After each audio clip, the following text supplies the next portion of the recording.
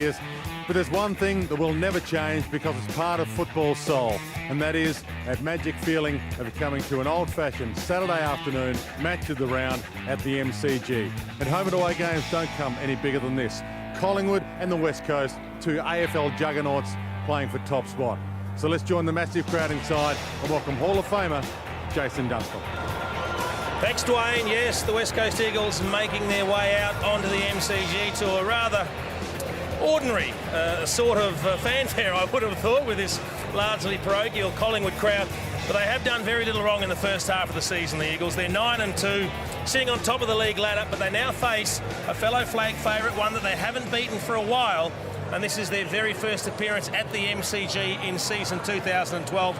Good afternoon and welcome one and all. It's round 13 action coming your way. Collingwood against the West Coast Eagles, a former legend of the Fitzroy and Sydney Swans football clubs and the Sydney Premiership coach, Paul Roos, with me.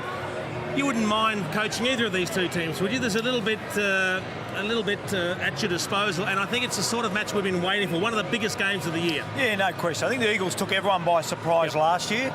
Collingwood certainly been up and about for the last 2 or 3 years, but the way the Eagles have bounced back has been terrific, and they've carried all before them this year. Looking forward to the game. One of the mental hurdles that the Eagles will have to overcome is that they haven't beaten Collingwood in their last 6 attempts.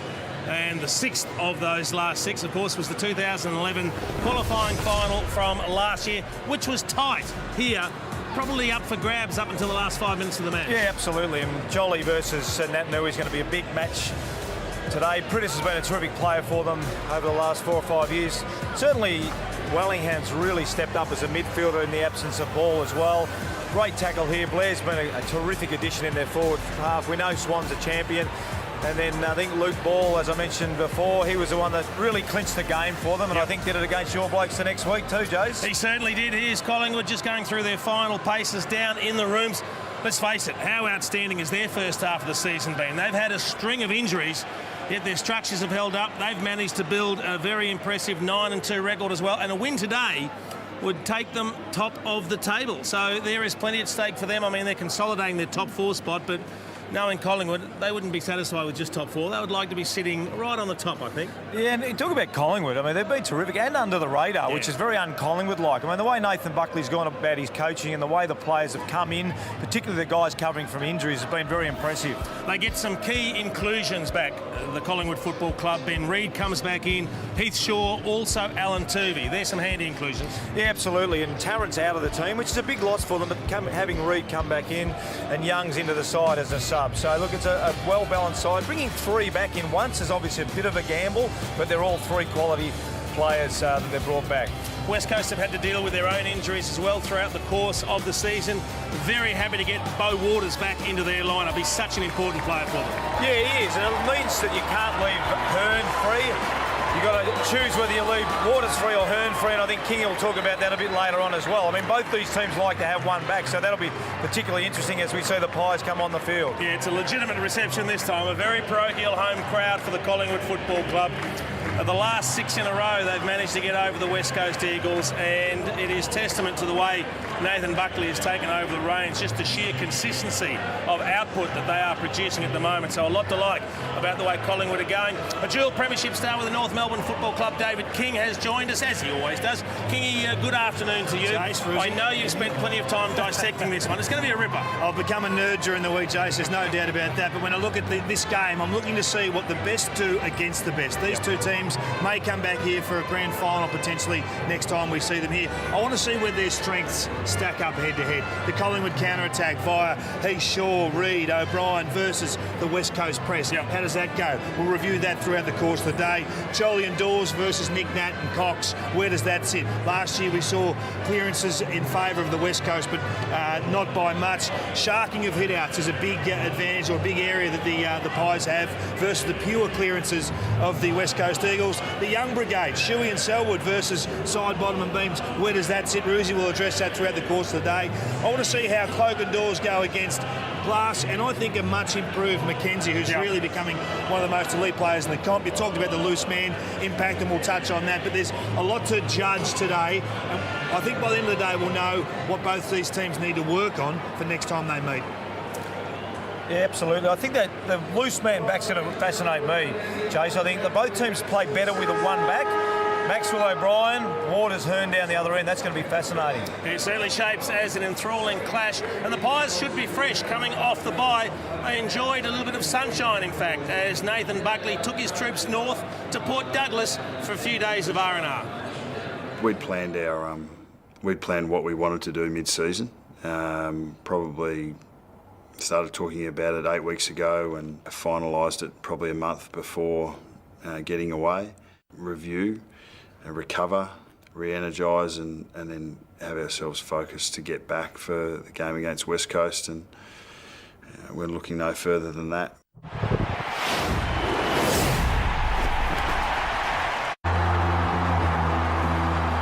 Over the years, I've seen some great games here that have gone into football folklore, and I think this battle today will be one of them. The powerhouse of the West up against the might of the black and white. Takeoff, nearly runs out of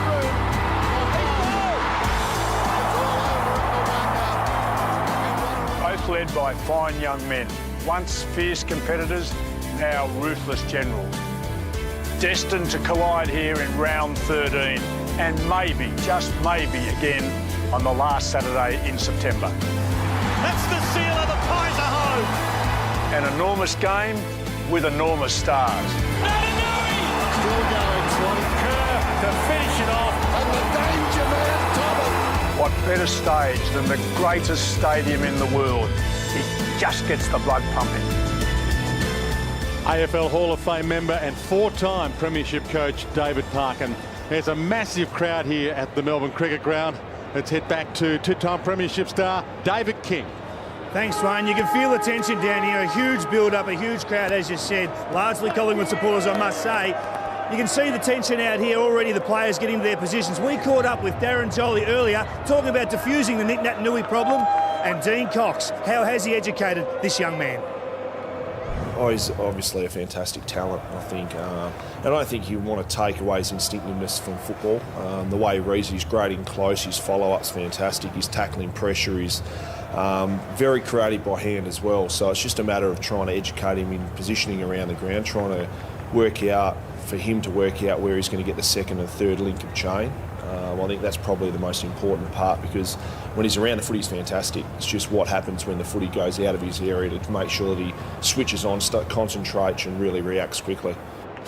Clearly, I can jump higher than him, so I'll try and get over the top of him. And look, you know, clearly his jump's his biggest asset, so we're looking to try and take that out and bring it back to my level. Darren Jolly with a sense of humour, but we're about to get it on. Match of the round underway at the home of football. Selwood, who's been in outstanding form, took Chris Judd to the cleaners last week with the opening clearance. Shuey goes back, Waters, now Hearn, and now they can go forward finally. Pritis. Massive fans here for this big one as Hill goes up. Marston, Buckley both there.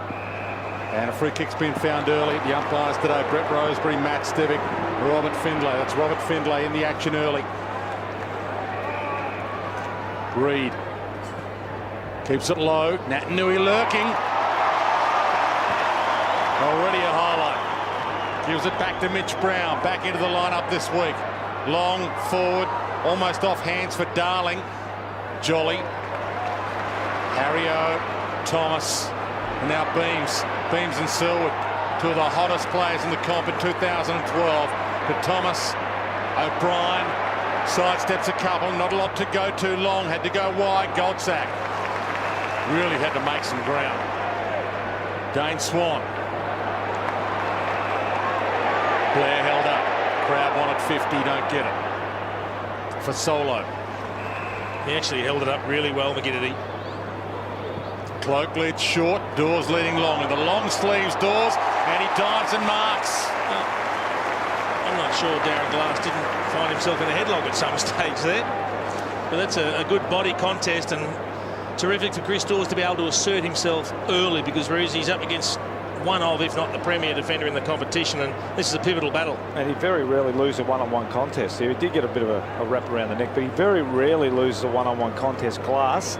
And Dawes, whilst he doesn't win as many, he neutralised a lot of one-on-one contests as well. So this is going to be a ripping one-on-one matchup.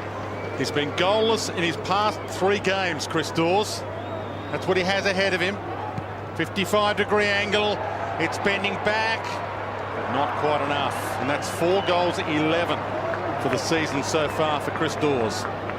So 3 years ago, Joe, I reckon he was a really good kick for goal from memory. So much of it's above the shoulders. Yeah. It's all about confidence. And when you've kicked, as Dwayne just said, 4-11 was it thus far? It is now, yeah. Your confidence isn't up when you're shooting for goal. Hearn heads wide. Fist to the boundary. I was just watching Hearn before too when Dawes, that one-on-one contest, he made an effort to get across, but he sort of ran himself under the ball and wasn't any help at all to Glass in that last contest. Pritis on hands and knees. Large group of players around the ball, as there quite often is early in games before fatigue sets in later. Two coaches going head-to-head for the first time as coaches. Nathan Buckley and John Worsfold, of course, they went head-to-head many a time as players. Nat Nui at half-back with Cox at full forward at the moment. Darling keeps it low. Marston will have to go. Free kick. Marston front on. Reid would have got the free, but it's play on advantage, and Clark tries to open up some space. Dawes using the corridor. Cloak his target, heads a little wider.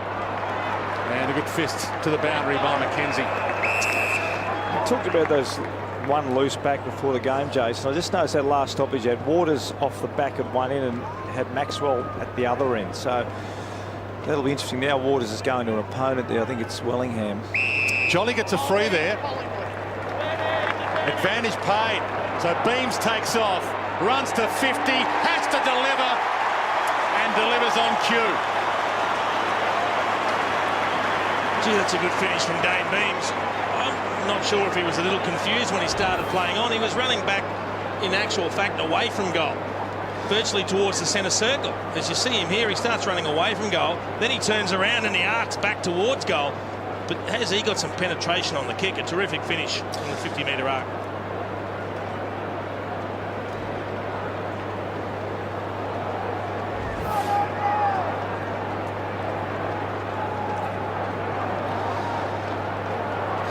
I really don't think they've got that right around the stoppages, that advantage rule. There's a number of Eagles players that could have got that ball had the umpire not blown the whistle, so it's still not right. Yeah, everybody stopped. Yeah, everyone stopped. The only reason there was an advantage because the umpire blew the whistle and the Eagles players stopped. It's not the way the rule should be umpired. And they take off again. Beams to Thomas. Low ball, bouncing ball. Cloak off his toe. Glass. Brennan, his first touch, massive crowd. And he drags down.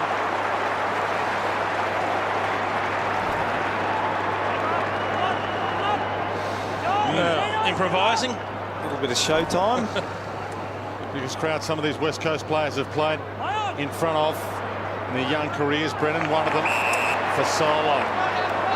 Just beyond his range. He's a good kick of the footy, Dwayne. I think he'd nearly back himself to get the journey from there.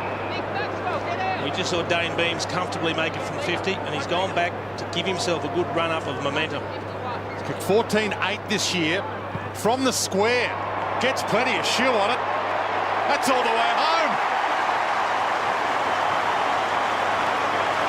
And that started from a cloak tackle. And Nathan Buck will be really happy about that. The forward pressure from the talls, the bigs making a tackle there. Cloak forced a stoppage when the ball went out of bounds. Here it is here. Here's the result. And then there was a fair bit of pressure on the Eagles player coming out. Scrubby old kick, another scrubby old kick. Really good pressure. So if the Eagles are going to move the ball, they're going to have to use the hands rather than just quick kicking it out of there. And a great finish by Fasolo.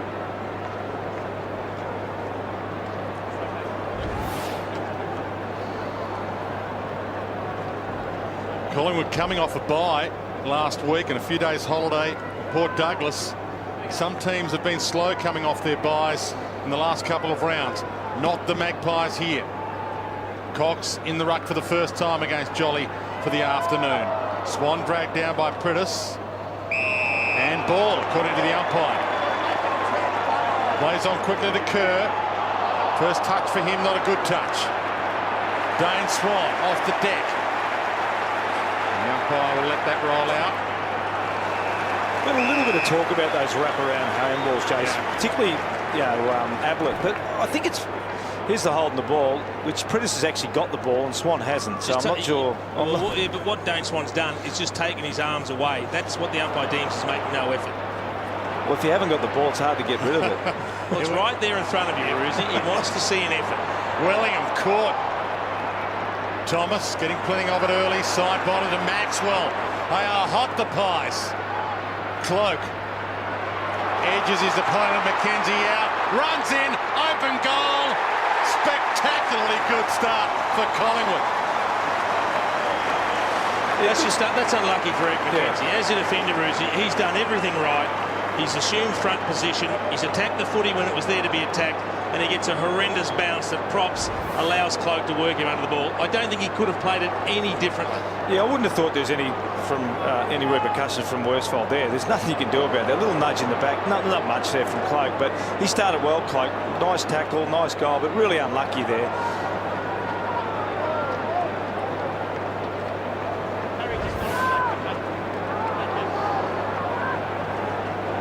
There we have there Travis Cloak versus McKenzie at this stage. You can see he's very good one-on-one, McKenzie. He's only been beaten, I think, 9 times in the last 4 weeks in terms of one-on-one contests. Class the best in the competition. They get the takeaway, though. Beams to Fasolo, high to half forward. Tough ball to Mark, bang. Gaff hit the deck. Good effort, though, from the youngster. Put his body on the line. They needed him to. Marston to Prentice. Heard the call, and it wasn't one of his teammates. Beams to Swan. Elliott, who's kept his spot in this team, yet to play in a loss. That wasn't his best effort, but it's been a good effort for Jamie Elliott. 4th game for him.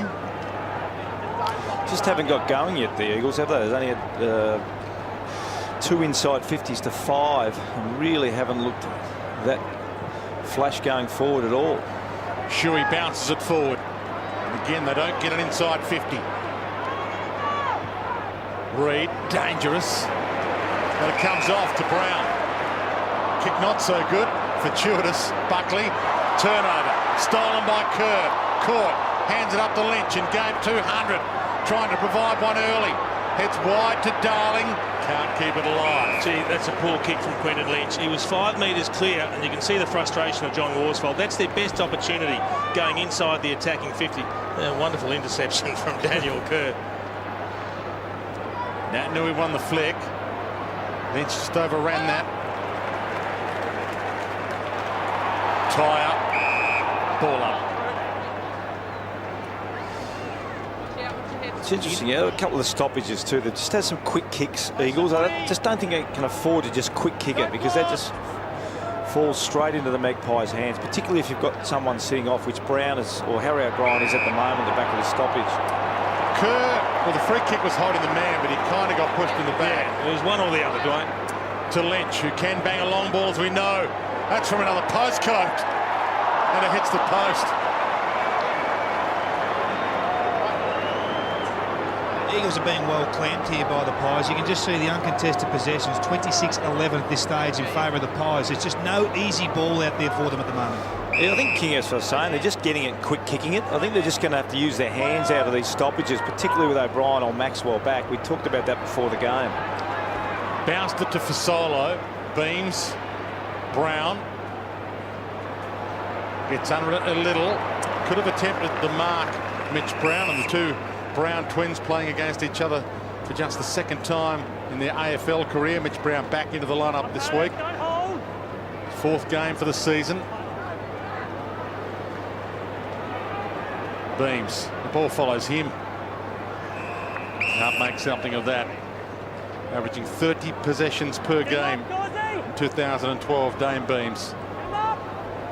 Stung by not being included in the grand final lineup last year.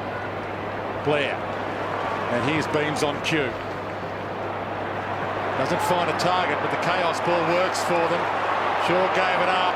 Side bottom, a bouncer. And it didn't bounce kindly for him. It's an interesting role for Heath Shaw. playing forward at the moment. You just sense he's going to be responsible for whether it's Waters or Hearn that becomes loose. He's going to make one of them accountable. Yeah, Waters is getting caught up the ground a bit too much. Again, looking at that stoppage, he's sort of outside 50 rather than inside the 50. And we saw that one there go over his head. It went around him, but he really couldn't get back the impact. I suggest if he's going to sit off, what Collingwood do really well is sit off inside their back 50 and guard the real dangerous area. At the moment, Waters is too far up. You saw briefly, Collingwood has had twice the disposals so far in this game in the West Coast Eagles. Nat Nui lurking again. Now player down behind play, Ashton Hands.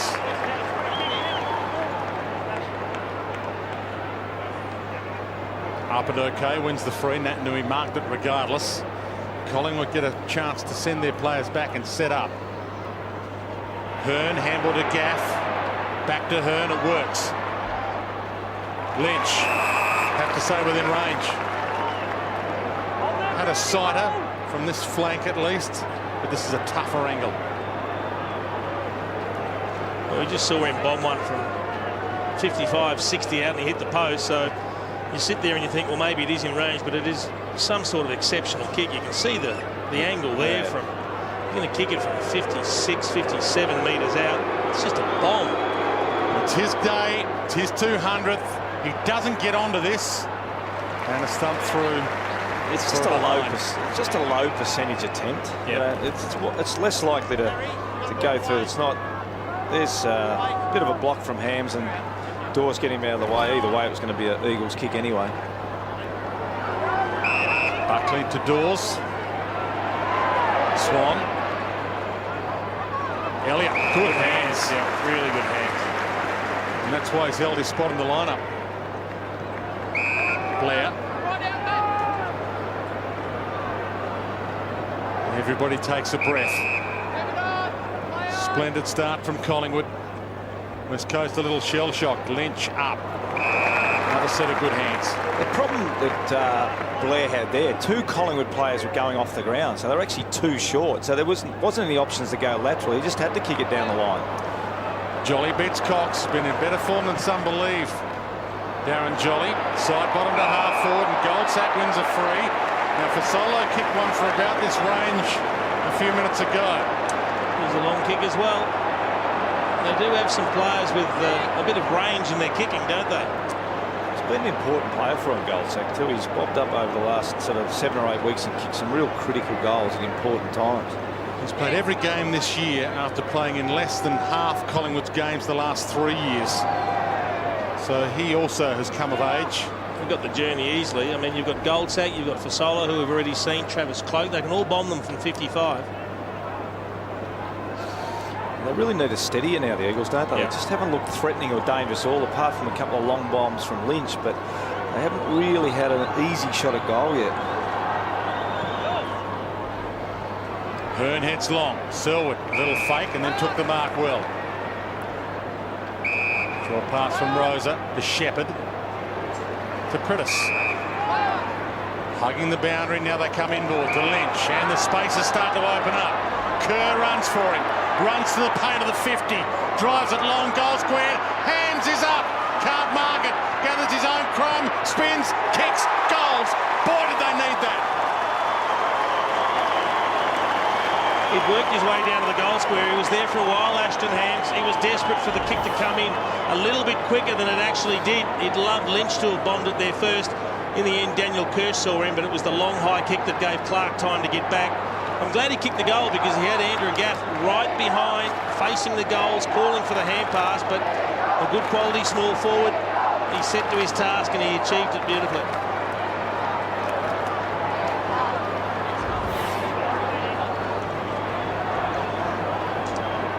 You're absolutely right, Jace. He was standing in the goal square, waiting and waiting, and I thought he'd pulled the trigger too late there, Daniel Kerr. It looked like Clark was going to get there and punch the ball through, but Hams was there for an eternity. And the ball up, Cox with the palm, just missed Selwood. Manufactured kick from side bottom almost worked as Wellingham almost marked it. Dragged down Williams. Ali Williams also held his spot into this lineup. And the footy gods are here at the moment. It's been raining here in Melbourne all week. But the footy gods have come for the match of the round as well. The rain is holding off, although it is raining in other parts of Melbourne. Maxwell pumps it. Dawes his target. Couldn't get near it. Wasn't a great kick coming in because it actually was to the advantage of the Eagles' loose player, which was Beau Waters. He just went up, mistimed his jump, went up before acceptances, and he actually hit the deck before the ball got there. Cox down to Wellingham, and he blazes away. Top spot on the ladder up for grabs for the winner this afternoon. It doesn't get any bigger than this.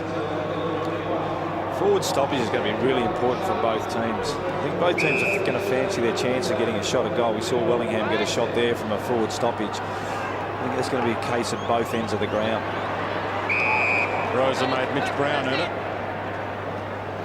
So Mitch Brown and Beau Waters in for the West Coast. And a late change, if you've just joined us, for Collingwood. Tarrant out and Tom Young back in after initially being dropped. Darling up. Hands to it, couldn't mark it. Kerr. And now hands can get and go. Cox calls for it. And he pops it to the top of the square. Shepherd's there and he marks front spot. Gee, that's a terrific mark. I thought it was a strange sort of kick because Nat Nui is the one you want to chip that high ball to when Cox brought it in. But Nick Nat Nui had actually led up to the play. He got under the ball and it was left to Brad Shepherd to take the contested mark up in the air. A terrific effort. And all of a sudden they get an opportunity to get a couple of quick goals on the board and just take away that early dominance that Collingwood had. Another player having his best ever season, Brad Shepherd. 7th game of the year. Massive kick. Cool head. West Coast have kicked the last 2. Yeah, look, the second one from a kick in too, so they've done pretty well. Their first kick's going wide, nice and wide. They've been able to break through about the wing, and you know if you can get through that area there. And the second time Marty Clark's been involved in a marking contest. The first one he was successful, and the next one he was not. But he seems to be the one that's on that last line of the zone at the Eagles' kick-ins. And he's the one that's been racing back to try and support his defence and wasn't able to do it there.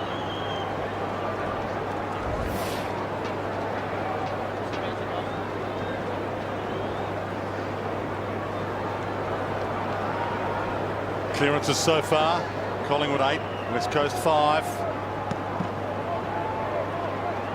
Jolly through his legs in the end. Thomas off the side. Kerr starting to have an influence like a pinball through the traffic beautifully. Inside 50. Maxwell. Little fumble. Had the poise to Collingwood's Brown. Out of sight. Thumb clear. Brennan got the fist on it. Rosa now a chance to collect it. Gang tackle, rolled it out. Critters to Shuey. Nat Nui, full forward, manhandled, no free. Still alive though, grabs it, gives it out. Flick toward Thomas. Sherrod Wellingham on the back track to Tuvey. Handballs it outside 50. Buckley had an arm held. Blair dragged down and the game's lifted again. What a terrific contest. Ben Reid on Nick Nat Nui showed some great strength. Really, really good. Here's the early clearance from Daniel Kerr. Gets the ball first, then spins, protects the body. He's a class player. Yeah, vintage Kerr plays his 200th game in a couple of weeks. Daniel Kerr. He was tackling around the ankles. That was NRL style. Well, he's one more frees than any other player in the competition this year, Luke Shuey, with 34. He's entitled not to get one there. Certainly deserved one. Hams, little fumble. Hearn, McKinney, Rosa, Brown. Not the best of kicks. Punch clear as Shepherd. Hams had a piece of it. Marley Williams uses some speed. Turns it over. Glass. McKenzie. With Cox in the middle of the ground. Saw him late. Kick terrible. And Williams is away in space. Cloak wants it long. In his direction. Glass. Cloak. Glass gets back. Will he rush it? Will he fumble it? He takes it on. Hearn takes it out. Well, we just saw what happens when you turn the ball over. You're immediately under pressure. Eric McKenzie, he had Dean Cox in 15 metres of space and he couldn't hit him with a chip kick. All of a sudden the turnover nearly cost them a goal. Danger not averted just yet. Shuey. Hassel toes it. Almost stolen by Shaw, but he got it back and kicked it towards the wing off Darling's hand. Ball in. Yeah, certainly the field kicking hasn't been great at the moment. Even that ball going into Cloak wasn't to his advantage. It gave Glass a real opportunity to spoil the ball. Not great field kicking. A lot of quick kicks under pressure at the moment. Maybe the pressure of this game is a little greater than it has been for many of the home and away games these two teams have played in. Maxwell towards half forward. Dawes dragged down. Free. The other thing, Dwayne, it is quite wet down here now. There's been a little bit of rainfall in the last 10 minutes or so maybe the players are playing a wet weather brand at the minute. Well, even then, when Gaff had a little bit of time there and he just got onto his left and blazed it away. He really needed to be composed and understand he did have some more time. Dawes to O'Brien, who steps hill. Can kick a long bomb. Goes for goal. Touched on the line. Mitch Brown, fingernail.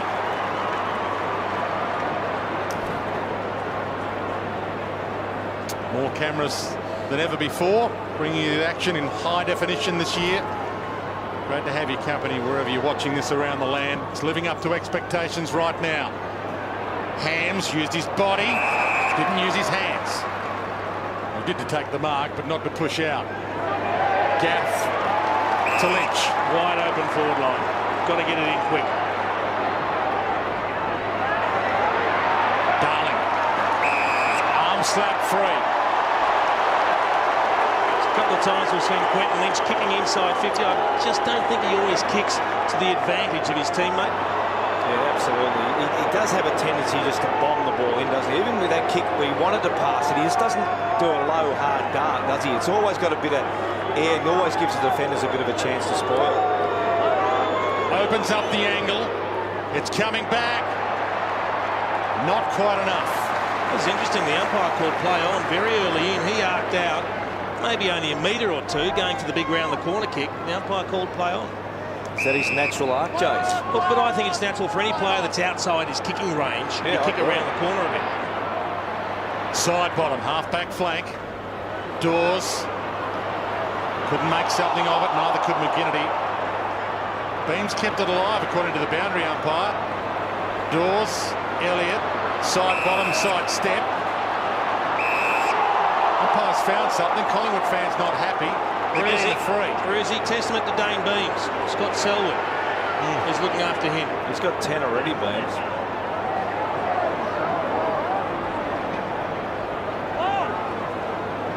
Elliott heads back.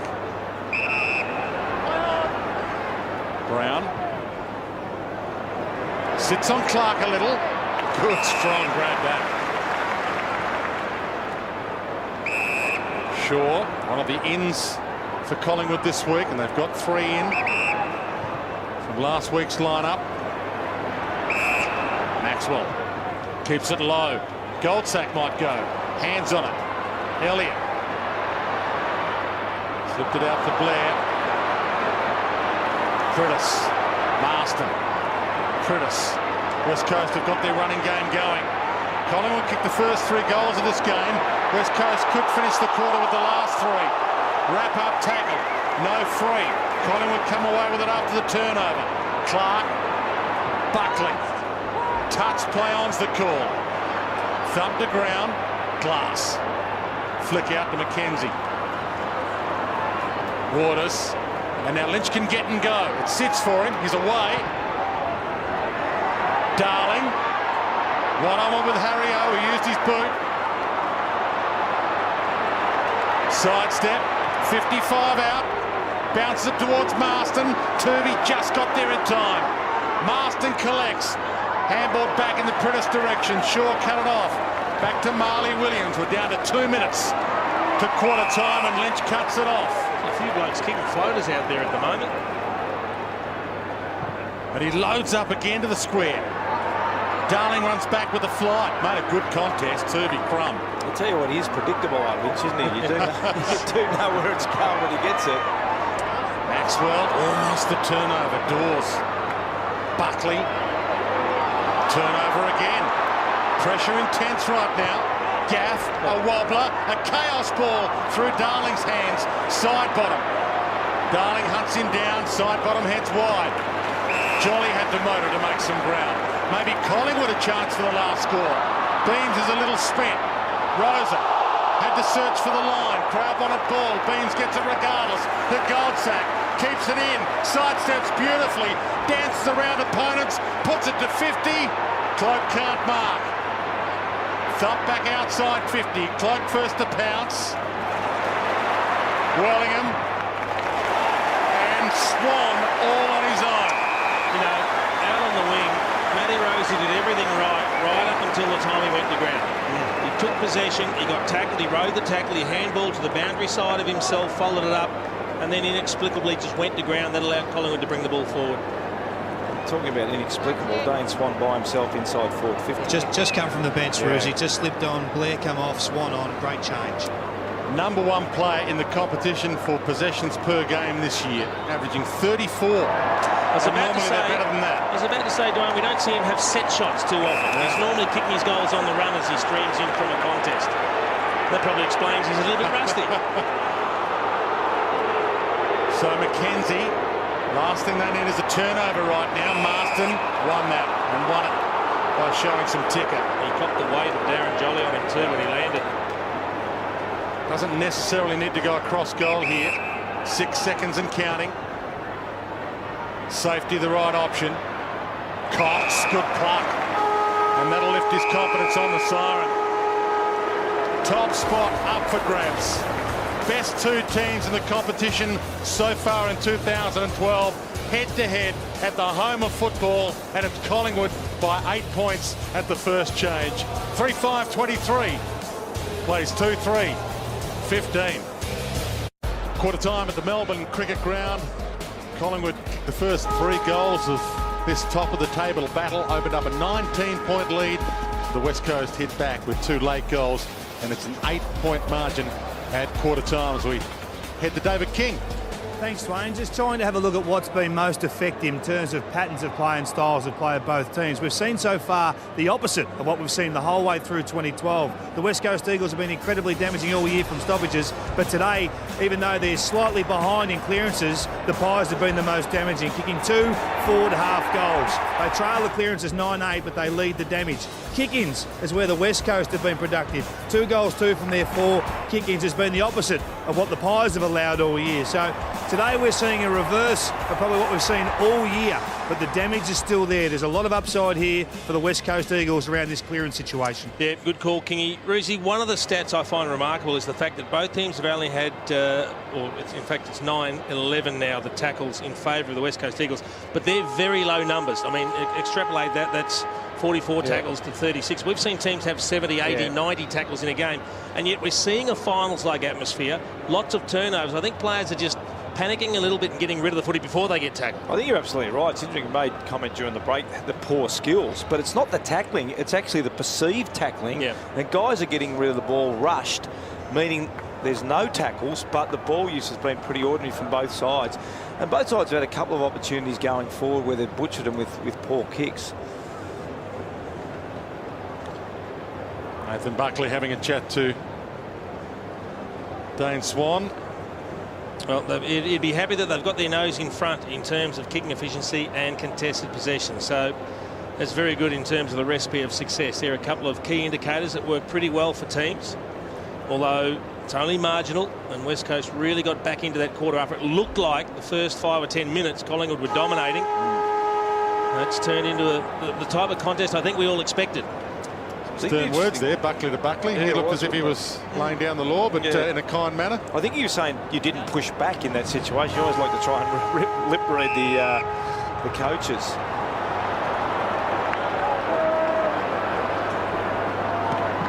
Second term underway. Collingwood by 8 points.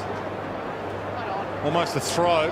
Picked up by Dale Thomas. Beams to Maxwell. Rosa tapped it away from him. Side bottom. Wellingham. Kick smothered well. Hearn ricochets. And Hearn again takes it to the line. Terrific double effort from Shannon Hearn. Good pressure there on Sharad Wellingham. She saw Dane Swan starting the second term on the bench. Ball back into play. Cox and Jolly. Side bottom and Prentice. Really interesting as that contest developed, when this quarter started, Heath Shaw started on the wing next to Daniel Kerr. He's allowed Kerr to go to the stoppage and be loose, and he's just pulled back 15 or 20 metres on the attacking side of the stoppage. It's an interesting roll of the dice. I'll tell you what, and Kerr's still the one that most clubs tag, and he's the one that does seem to make... And once again, he hasn't got the ball. That was a very tough call. Shaw heads wide for Solo. Edged out of it well. Brennan showed some composure. Brown, Selwood, Rosa. So it opens up for them. Shuey can get and go. He's got one-on-ones though to go to. Marston's the one he picks. Beats Marley Williams. He's got a one-on-one. It's Darling. Good kick. Shepherd on 50. Lynch back in the goal square. Cox not getting back. Natanui getting there late. Crashed the pack, took 5 down. And himself. Yes, and he's not getting up quickly. Beams toward Cloak. McKenzie with the fist again. It's his forte. And he finds the line of Natanui still on hands and knees. Yeah, he's taken it out. Well, look, he attacked the pack. He crashed it. I reckon he's copped one right on the beak.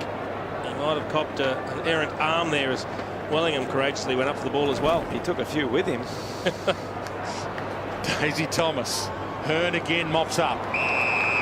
It's just another quick kick. I think both teams are not getting a lot out of their clearances, a lot out of their stoppages, because a lot of it is that perceived pressure, Jace, we were touching on before, just a scrubby old quick kick to a free player in Hearn. Lynch made a contest there, knocked down to Prittis. They've got the inside 50 they were after. Hill, who hasn't seen a lot of it yet. Darling flicks it back. Harry O. Line was there, stolen from him. Now will the umpire bring this in 2 or 3 metres to ball it up? Natanui's up and okay. That's the reason why. Just ran straight into that elbow. Accidental. And the umpire does bounce it back into the field of play a little, but it's knocked straight back out. Just watching Jolly's doing quite a good job to nullify the Cox and Natanui. Generally he's trying to work his way in front. We see it again here. Gets a bit thrown out of the way there, but that looks like he's going to be his style for the day. Try to get in front and back into the big ruckman of the West Coast Eagles. Blair, 1 metre kick to side bottom. For Solo. Hunted down by McGinnity. Wellingham. McKenzie. Handball to the call. Goldsack. Clark. Dawes. Beams. No one to go too long. Realises that now. Cloak runs for him. McKenzie getting back. Cloak uses body. Too much. Collingwood fans show their displeasure. I tell you, it was a terrific kick by Beams. There was nothing on forward.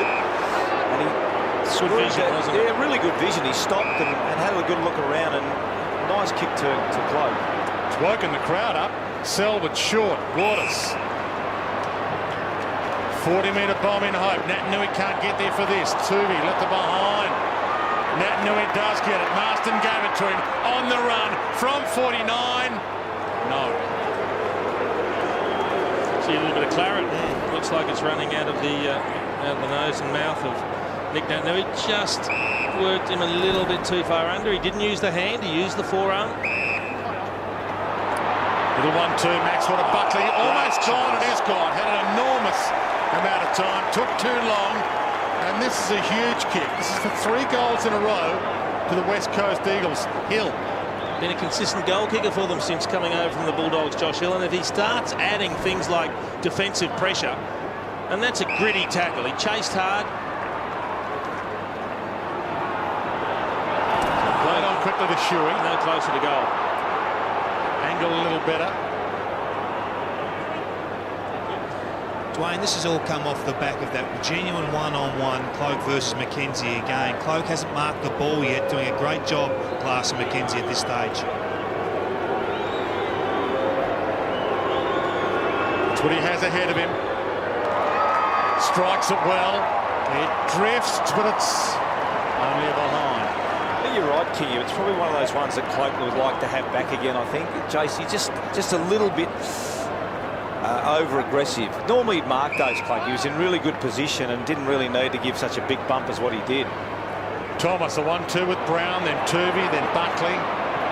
Maxwell lends a hand. Clark in a one-on-one, couldn't get a fist on it. Dane Swan didn't get a chance to use it. Gaff finds some space. Darling's got a couple to beat here.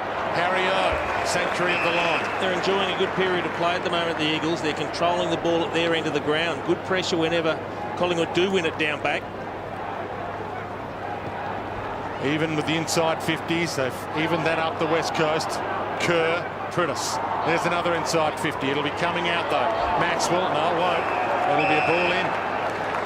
Yeah, really good tackle pressure. You touched on Kerr before, Jason. He's still running around on his pretty own much by himself, which is staggering because, as I said, he's normally one of the... It's now Kerr versus Swan, it looks like.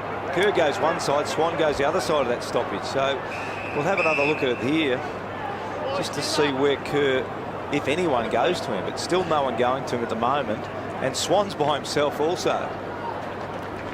It's a hush here at the MCG. 70,000 people here silent. Nat Nui wraps up Clark. No free. Hard and low was Reed.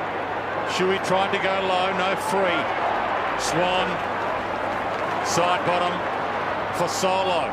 But McKenzie could grab this. It comes hard. Flicks it down. Free kick. Play on advantage. Cloak. There's no one in the square. He could go for home and roll it. He dumps it. It's low. It skids. It is a beautiful kick.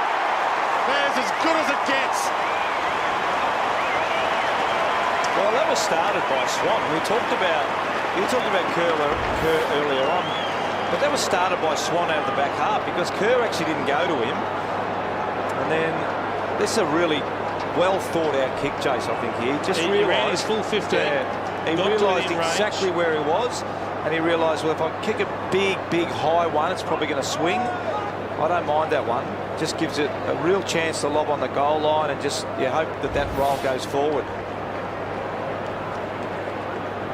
We just see time in forward half for the quarter. 90% of the time in the Eagles forward line, they have the first inside 50 on the counter-attack, the Pies, and kick a goal. They've wasted 7 minutes of dominance, the West Coast Eagles. Suddenly, Collingwood have got their machine powered up again. Swan to Willingham. Cloak leads short in his direction. Hard ball to gather. Straight past him. McGinnity throws that away. Shuey wrapped up, ball between his legs. Umpire hasn't seen that. Ball up. The interesting thing is, you mentioned Kingy. That's probably a throw. Open hand, yeah. Open hand. Kingy mentioned in the first quarter that the West Coast Eagles goals came from their kick-in. So they're really, both sides are kicking goals from deep in their attacking defensive 50. Massive players around this ball. Get a ball up. Brucey, both sides just look like they're not really exploding or exciting from the clearances at the moment. It's become a very strange game. I think when we see the third man up here, those sorts of players will really open this game up. Yeah, you're absolutely right. There's just not a lot of clean ball out of the clearances. A lot of quick kicks, which means it's going straight to that loose player at either end. Daisy Thomas letting everybody know he's around, trying to be in the game even when there is no game. But his season's improving. He's getting better the longer his hair gets this year. Let's hope it gets to last year's length. Started this season very slowly, Daisy Thomas. Free kick. Blair to Swan. Hearn read that beautifully. Just another poor kick going inside 50, which Swan's normally a really good ball user. Brennan made Marston work for it. Was to come into the corridor. He keeps that low to Hams and he missed him. Again, he was 15 metres clear, Ashton Hams. The kick didn't need to be punched that hard. Oh, Maxwell. That's what you call changing your mind mid-handball. Horror fumble. Rosa, Hearn, Marston, Hams. Pops the pass. Wasn't really 15. Dawes, Buckley, got a piece of it. Beams back. Reed wide, sits a little. Brennan attacks Swellingham. Shaw's away with it though. He's got a couple of options at half-forward. He missed them both. There's some terrible kicks going on out there at the moment from both sides. McKenzie and Rosa take it over with force. He had two options, Heath Shaw. He kicked it right in the middle to the West Coast player. You'd think it's not windy down there, Kingy, is it? No, it's not. It is quite slippery, and it is like a wet weather game, even though it appears to be a beautiful night for football. And it is being played with a kind of a finals pressure. Shepherd to Pritis. Tried to push off on Beams. Got away with it. Lynch back to Shuey. Open forward line. Darling in a one-on-one. Used his body with Tuvey. Feeds back onto it. Needed it to bounce kindly. It was unkind. Gets a Shepherd, and he still can't pick it.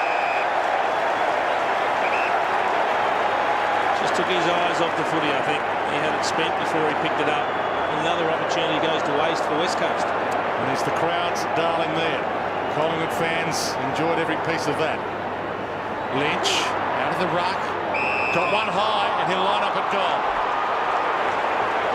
That's really messy from Clark, isn't it, really? Just really messy tackle. The guy's got his head over the ball. You've got to be just more careful in what you approach to the football, particularly when you're 20 metres out from goal. He's going to leave the right glove on while he kicks. Yeah, he used to take it off. He has been doing that a bit this year. To make it a one-kick game, never in doubt. And the West Coast Eagles are back. Yeah, look, that's just a gift. It really is a gift goal to the West Coast Eagles. Lynch is on the ground, going for the ball. You watch it here as it evolves. He's in the ruck, probably got away with a push there, but Lynch is not going to do anything other than maybe give it to a teammate, and it's just a really sloppy attempt from Clark. Just drops the hip on him, doesn't he? Yeah, it's just completely unnecessary, and a gift goal to the West Coast Eagles.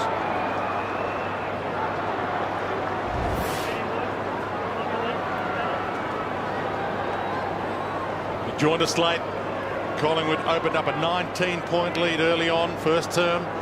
Kicked the first 3 goals of the game. Right now it's a 6-point ball game. Beams with a clearance of sorts. Whirling it. Can't gather and go. Neither can Waters. Little fumble. It's been that kind of game.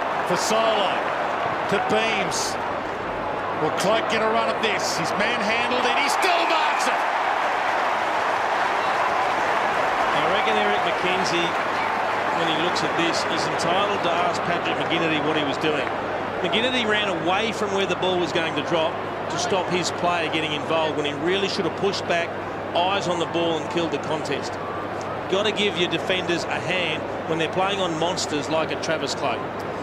Yeah, particularly when it's a balloon ball coming in. You're absolutely right. Not as if it was a low dart. He's taken the most contested marks in the competition again this year for the 2nd year running, and that was a ripper. And he finishes it off with his 3rd goal of the afternoon. Well, Beams is up to 17 disposals. He was the one that got that ball in. Look at here. Good composure here from Solo. Just sums up the situation really nicely, and then just a controlled kick in. But you're right, McGinnity on the right of screen there. You've just got to be aware when your keys, there he is there. He's not even watching the ball, which is a cardinal sin in football. Not even watching the ball.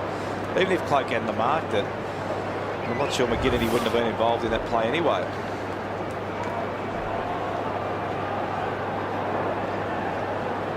You can just see the ball use forward of centre that you're talking about, Bruzy. 3 marks inside 50 to Collingwood, 2 to the West Coast. Given they've gone inside 50 almost 20 apiece, that's an incredibly low number and a poor return. Nat Nui with the reach, down to Kerr. Quick hack forward. Hams got there but couldn't complete it. Stolen by Marley Williams. Somehow found Shaw. Called to go. Swan. You're a better man than I am if you can work out who's responsible for Dane Swan. No one has got within Cooey of him. He's up to 11 possessions now. Back inside defensive 50, Maxwell. Reed. Back to Swan, and again, free to run. It's quite amazing, Jace, when there's 18 versus 18. Everyone's got an opponent, and that's sometimes the problem when the coaches leave it up to the players. The players want to abdicate responsibility. Yep. And then all of a sudden you got one, the premier midfielders in the competition running around without an opponent at all. Clark crunched. Hill with the crumb. Pops it up in the Marston direction. Had to stand his ground. And he misses Shuey with the handball. That's a terrible handball to miss from that range. really just rushing it again, feeling the pressure.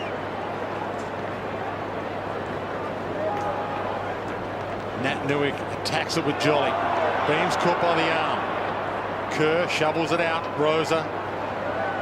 Shuey to the top of the square, and it works. Hands was in the hole. Now, mind you, it works both ways. So at that stoppage, which is forward of centre, Swan has got no one. Now, I'm not sure whether Shuey's his direct opponent, but there's every chance it could be. So it works both ways. You've got a bit of an unaccountable midfield matchups going on at the moment.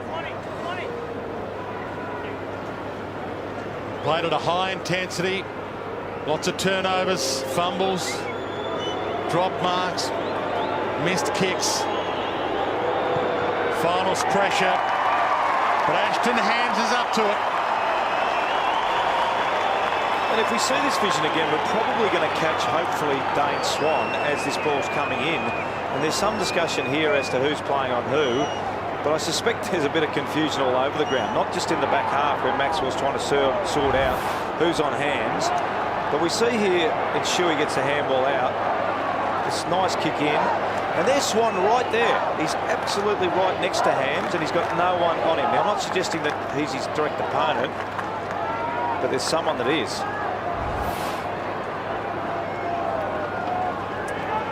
Marley Williams was side by side with him for a while, and there is Dane Swan with a mountain of space. No one anywhere near him. Wandering forward. Kick off the deck from side bottom didn't work. Hill stays down. Tried to crumb it off Hands. Couldn't. Williams. It was deliberate. The umpire said he disguised it well enough. I'll tell you a matchup that's not working, and that's Scott Selwood on Dane Beams. Yeah. Dane Beams is on 17 possessions. Scott Selwood's had 4. Yeah. So Selwood was in the 30s after demolishing Judd all game last week. So this has been a turnaround in Scott Selwood's form, but it's only early. Free kick, West Coast against Jolly. Ruck free to Cox. 6 points the margin. McGinnity. Oh, straight through Brown's legs. Swan about to pounce on him. He could smell some blood there. Just couldn't wrap up the ball with the player. Waters heads wide. Shepherd. Arm slap, no free. And no free for being jumped on. It's making no effort. So Buckley gets away with one. And he had no prior opportunity, but he just lay on the ball and made no effort. So that's one that you wouldn't mind being paid. That's really embarrassing for Mitchell Brown just to get nutmegged like that. That's big stage pressure for you. Selwood gets a rare touch. Kerr. Nat Nui in a one-on-one. Got a hand on it, couldn't bring it in. Gathers, in turn gathered. Somehow raked it free, somehow got it up, and somehow Hill levels the scores. Well, that's strength of size from Nick Nat Nui. He protected the drop of the ball. You can see Nathan Buckley, he's probably thinking quite a few things at the moment, but he's certainly not showing it overtly. He uses his strength to protect the ball drop. Then he holds a couple off, then he rolls with the footy, and then as it comes out he gets involved again. He stands up with the footy and he forces it forward, and that sets it up for Josh Hill. That is just a terrific second and third effort from a big man using his strength.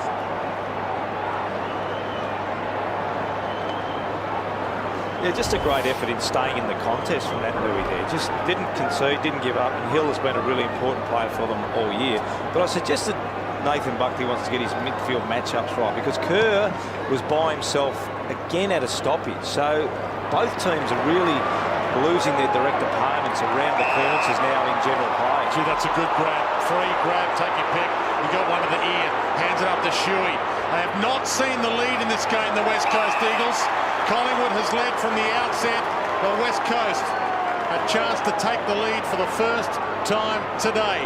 Darling, Sharon in his hands, and here is the high. Yep, Little clip. What I really liked from that kick going forward from the Eagles was you expected a blaze away and just chipped it to space. Darling's so quick on the lead. goal umpire does some dancing. He's got it, and for the first time today, the West Coast Eagles lead. Yeah, good effort from the West Coast Eagles to really start to dominate around the footy. Critters, a really nice quick kick. But again, Shuey's coming out of the midfield here. Not sure whose direct opponent is there. Goes Gaff past and Shuey gets it and hits Darling on the lead. So they're really having trouble now losing their direct opponents through the midfield. We've got Sidebottom in, we've got Swan in, and we've got Thomas in at the moment for Collingwood.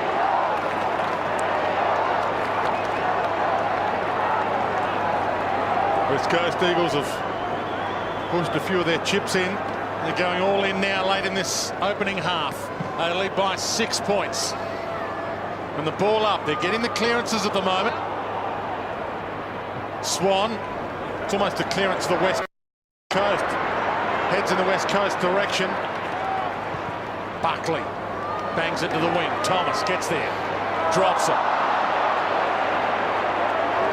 Through some traffic, Shuey. Scott Selwood starting to find him. Waters, arms free, handball to Cox, hands to Prittis, Marston up and got it. Just waited the kick well there on in the corridor if he turns inside. Yeah. In the middle there he is, behind the umpire. Too slow.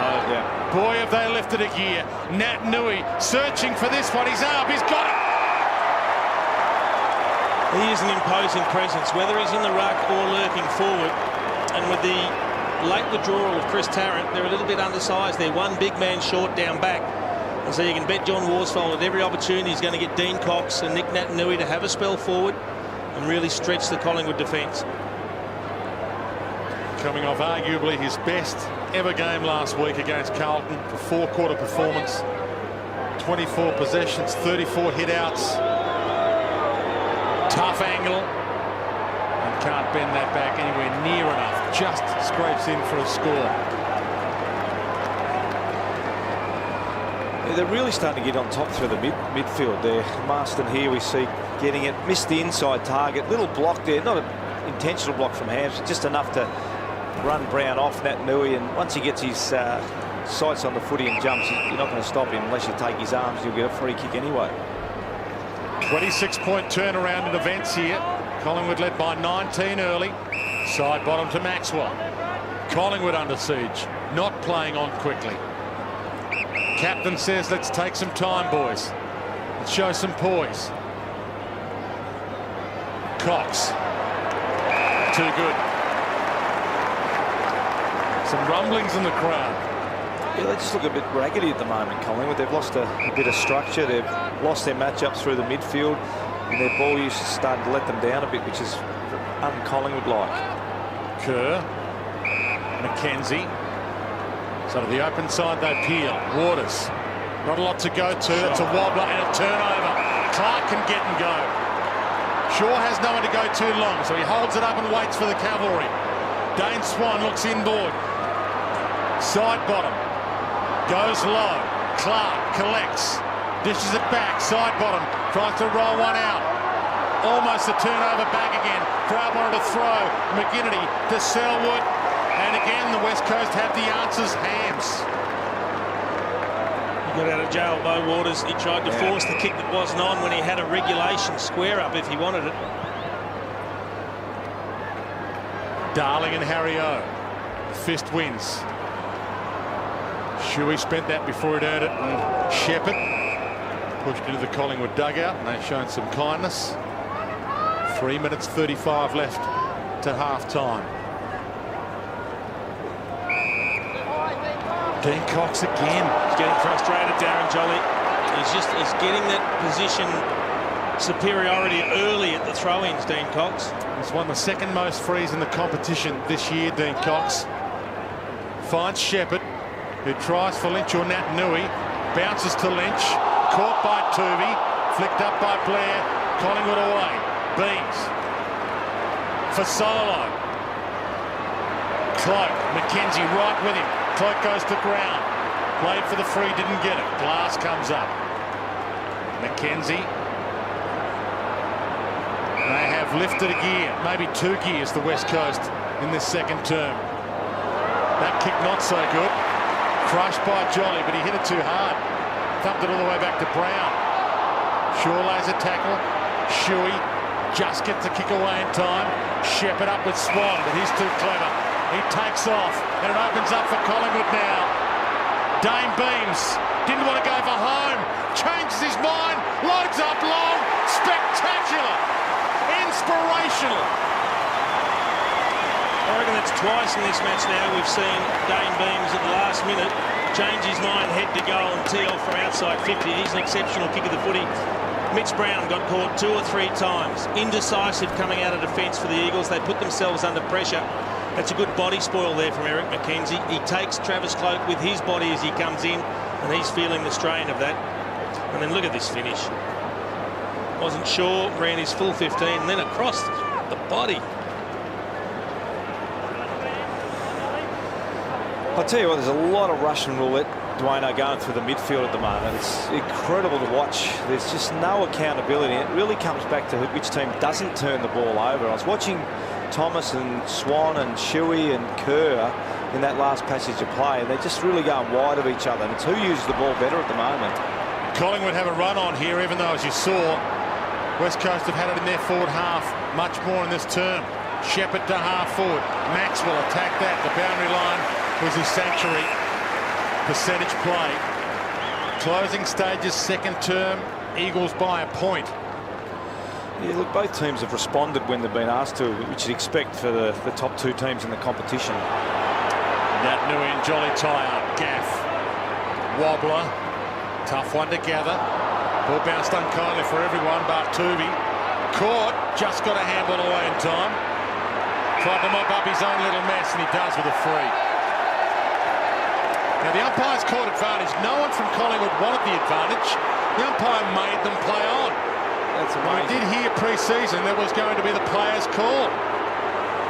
This might go against Collingwood. Marston to the top of the square. Nat Nui just bumped under it well. Dane Swan. Sharab Wellingham down to 1 minute and 20 for Solo on the open side. Elliott can gather and go. Dawes is inside 50, long on his own. He's on the run. He might jump. He goes up and he almost brings it down. McGinnity shovels it out. Glass. The cavalry didn't arrive in time. Now it does. Wellingham almost tries to get a handball up. Hard at it, McGinnity to Gaff, to Brennan. We're down to 50 seconds. Heads wide to Waters. Caught. Again, the intensity lifts. Rosa to Brennan. Hugs the boundary line, and that's a win. Yeah, just a bit about ball use at the moment, Dwayne, isn't it? Both midfields are getting hold of the ball, and certainly you can take it from one end. It's opened up a bit this game. Could be a grand final preview we're watching here. They could be dissecting this tape in September. Hill gets free, thought about it, gives it. Lynch needs to get around a tackler, hammers it towards goal. And that's against the flow for the West Coast. They lead by 7. Yeah, it is a bit against the flow. Collingwood, the ball was in Collingwood's forward 50, and it came back out. It looked like Hill was a really good kick from, I don't know whether he saw Hill there, but Hill was actually by himself inside 50. Bit of a risky handball. Lynch sums this up really well. Nice composure and a nice finish. But certainly the matchups through the middle of the ground are all over the ground at the moment. Both coaches wouldn't be happy that there's a lot of free players from either side.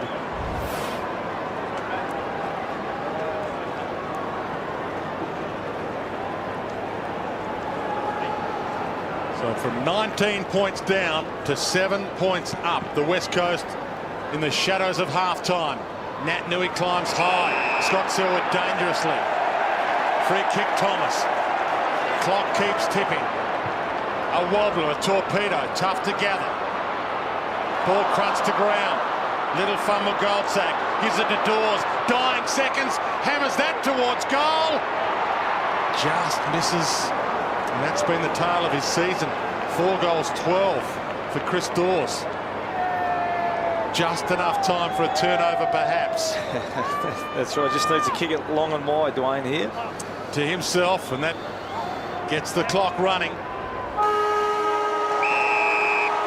Massive crowd in here at the Melbourne Cricket Ground for what could be a grand final preview. 2 best teams in the competition hunting down top spot on the AFL ladder tonight. And in many respects, we're no closer to knowing the winner. West Coast Eagles by 6 points. 7-6-48 to 6-6-42. Don't go far. We're back to wrap up. It's been a fantastic 2012 so far. Let's have a look at some of the best marks of this season. Long ball! What a mark by Robinson. Oh, Shaw, the acrobatic leap. Sure, you haven't seen a Shaw do that before. Oh, what? Lane with a big grab. We haven't seen much of that this afternoon. Oh, huge grab by Howe. We know he can jump. And Howe. Gets the ball to half forward. Oh, wow! Cyril! Well, another spectacular mark for Walker.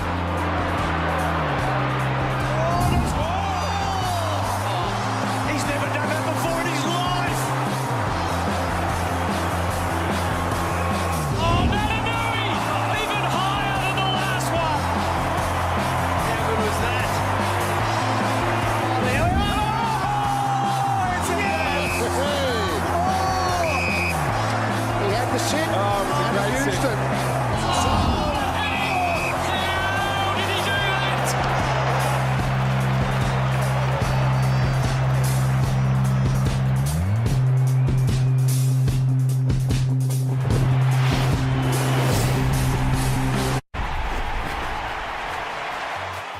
We haven't really specified, goals for the season as internally or externally.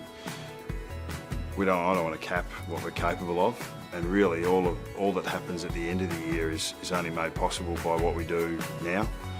So once again, our aspirations will be dictated by the way we prepare and the way we perform against our next opponent each week, and we just. That's the way we go about it. We narrow our focus, and if we look after that, then the rest looks after itself. I think Nathan Buckley knows they're capable of a lot, and they'll need to be the Pies to wrest back control of this one. Half-time at the MCG, and an enthralling first half between two of the heavyweights. It's Collingwood 6-6-42 to West Coast 7-6-48. Travis Cloke has 3 and Beams 2 for the Pies. Multiple goal scorers Hams and Lynch for the West Coast Eagles. It was a very interesting clash. It looked like Collingwood early, and then West Coast came back, and very hard to pick anyone at this stage of the contest. Kingy? Fascinating game, very scrappy game, no doubt. We haven't seen much pure football being played yet, but we just want to go through our audit sheet that we put up at the start of the day, Jace.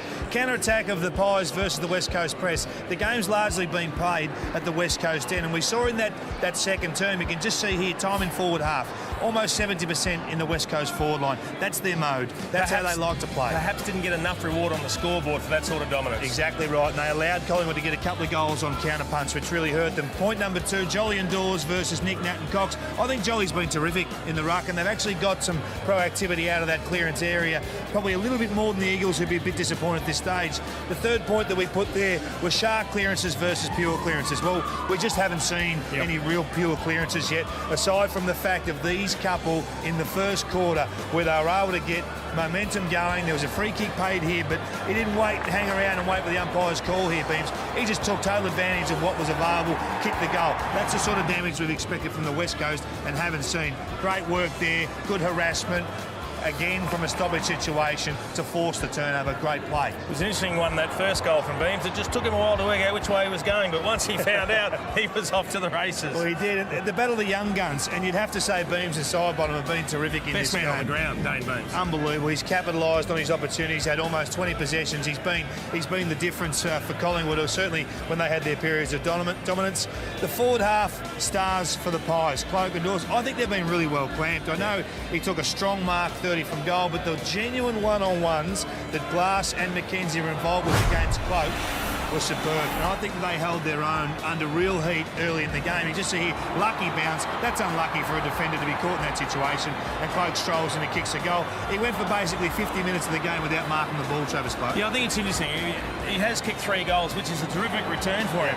But 2 of those, one was where there was an unlucky bounce from McKenzie, and another one he kicked on the run from outside 50 when there was a turnover further afield. So they haven't been regulation power forward goals and marks, have they? No, and it's a fascinating matchup. And Mackenzie's made huge grounds as a player the last 18 months, and I think that Clogie knows he's in for a battle, but he is still providing a focal point, and I guess that's a major part of his role. We look at the other end of the ground, defensive 50 ownership the Pies generally have versus the tall forwards of the Eagles. You'd have to say, Jace, they really got going in that second term. Late, or in the last 10 minutes, they capitalised. Lynch has been terrific down there as well. And that's going to continue if the weight of possession is in their forward half. Exactly right. And loose man impact. I'd have to say that Hearn and Waters have been able to get there and just diffuse a few situations, but that's much of a muchness at the moment. We saw a couple of goals direct from that kick-out situation in the first term, which kept the Eagles in the game when they were really struggling. And it all goes through Hearn. It really does. He's their architect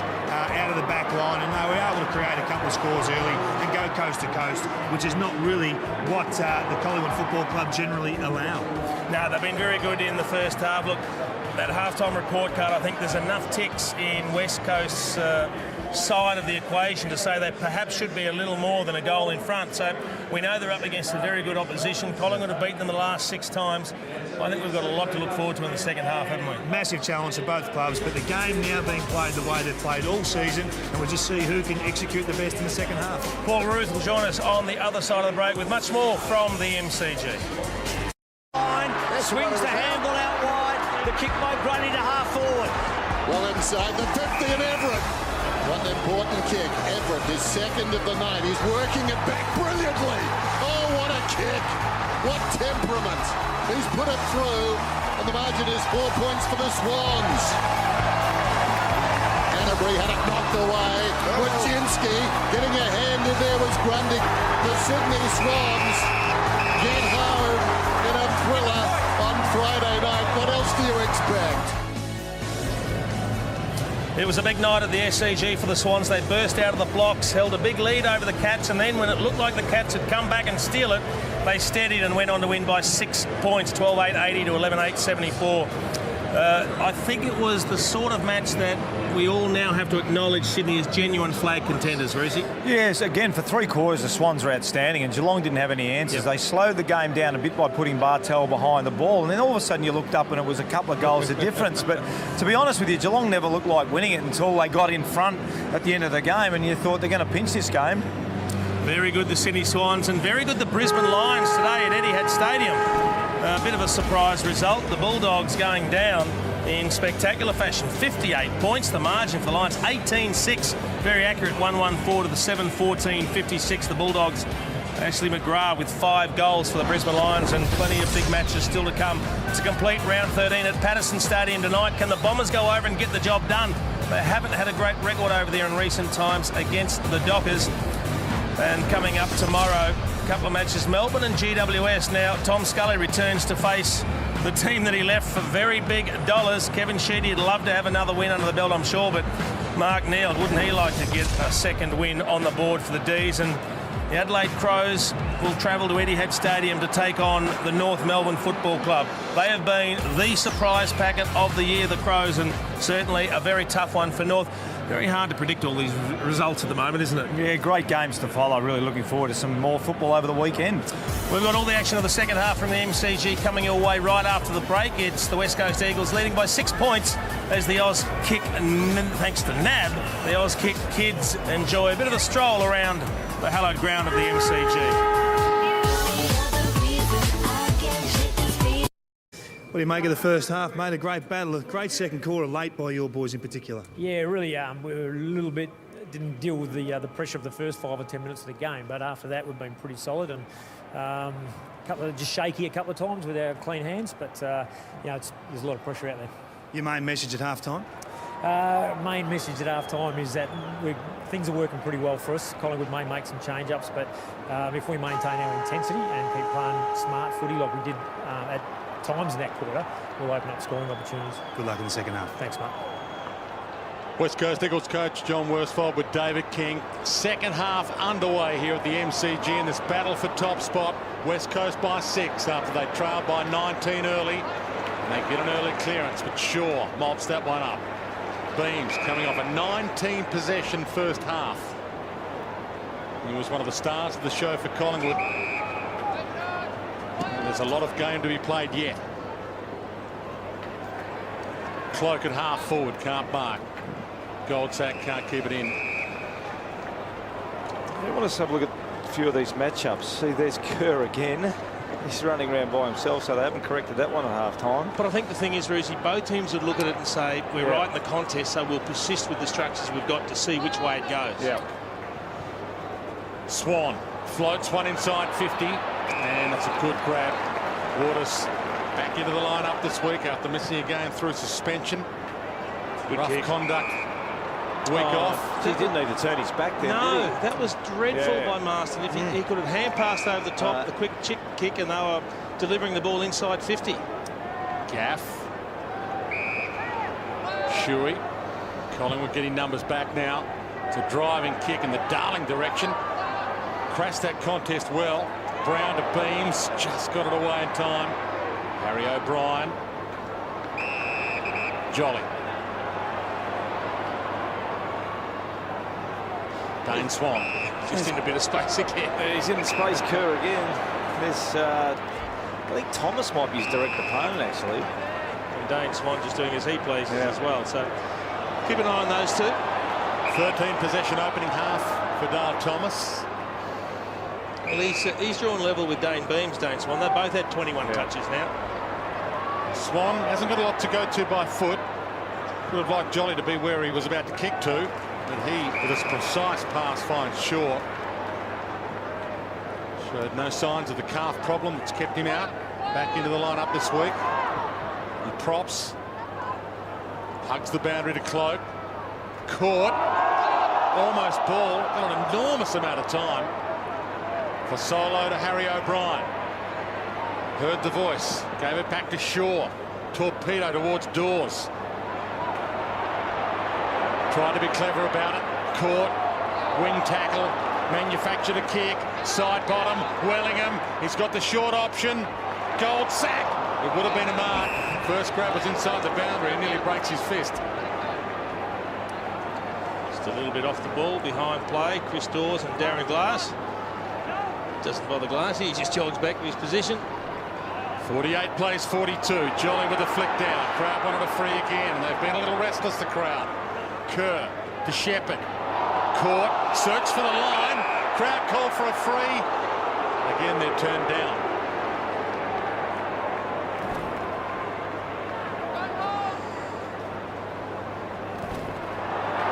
Cox tied up Jolly. Side bottom, got it from Beams, gives it to Thomas.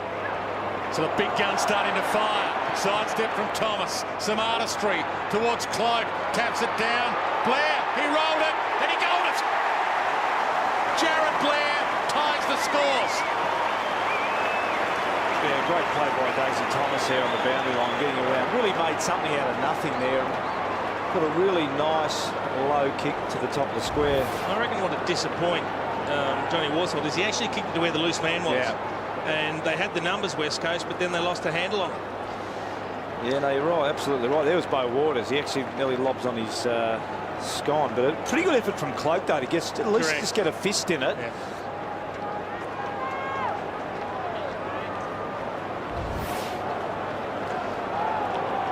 It's a great goal to Jared Blair, but I know if I was Dane Swan, I would have been throwing the leg at it.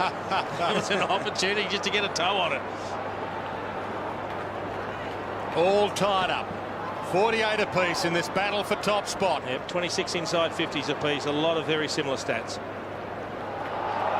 It's got all the markings of a contest that'll go down to the wire. The Pies kicking at 70%, West Coast at 73%, so the skills have picked up since the early turnovers.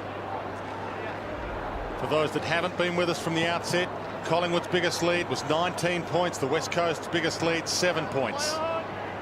Towed off the ground by Gaff, but he couldn't find a teammate with it. Harry O'Brien backtracks and breaks free. Sensational. Swan called to go. Finds Shaw, finds Beams, the perfect man. And it opens up for him. Blair, 20 from goal for 2 in a row. Well, I reckon I'd be sending the runner straight out to Quentin Lynch and saying, you had Harry O'Brien cold in the tackle, and it was an insipid effort. You reached with the hands, he just brushed you off. All of a sudden, play goes bang, bang, bang. Collingwood shot for goal. Poor defensive work from the Eagles forwards. Extended his contract for 2 more seasons after this one during the week, Jared Blair. And he delivers. Collingwood get the lead back.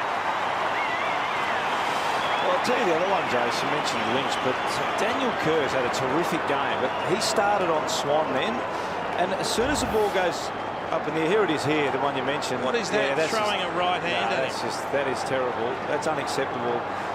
But that's Dane Swan. His direct opponent is Daniel Kerr. I watched Kerr again. All Kerr's doing, as soon as the ball goes up, he just goes his own way. Doesn't matter who he's got. Thomas, Swan.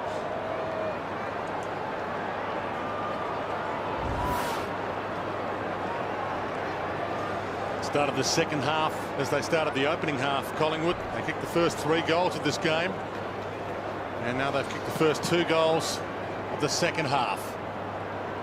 Jolly with the flick down. Selwood, possession that doesn't work. Maxwell coming off a pretty good first half. Swan, side bottom. The usual suspects starting to find it now. Buckley's kick, horrendous on the full.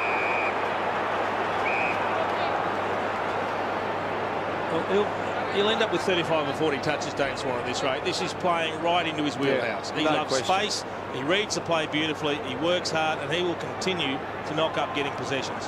He's averaging 34 per game this year.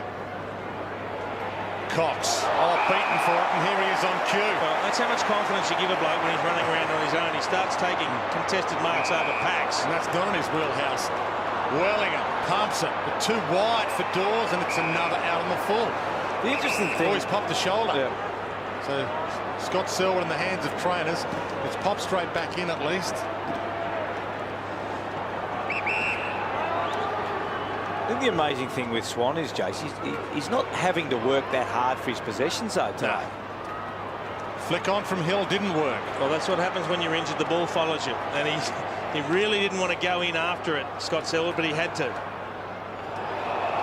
The opposing argument to the Dane Swan discussion would be 25 disposals for only 3 score involvements.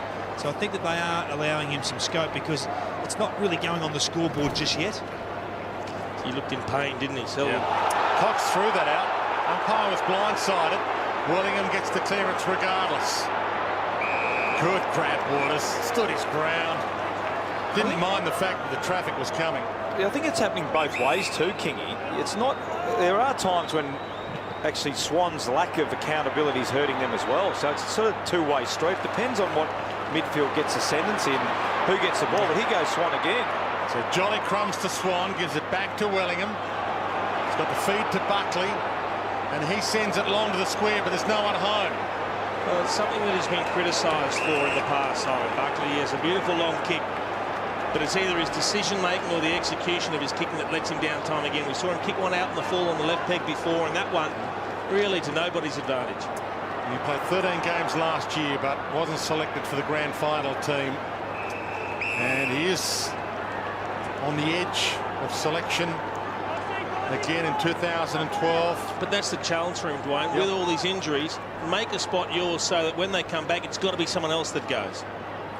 Which is exactly what Williams and Elliott have done. Just Swan. It's giving them a masterclass. From the pocket, floater, Cloak. Contested mark masterclass continues from Cloak.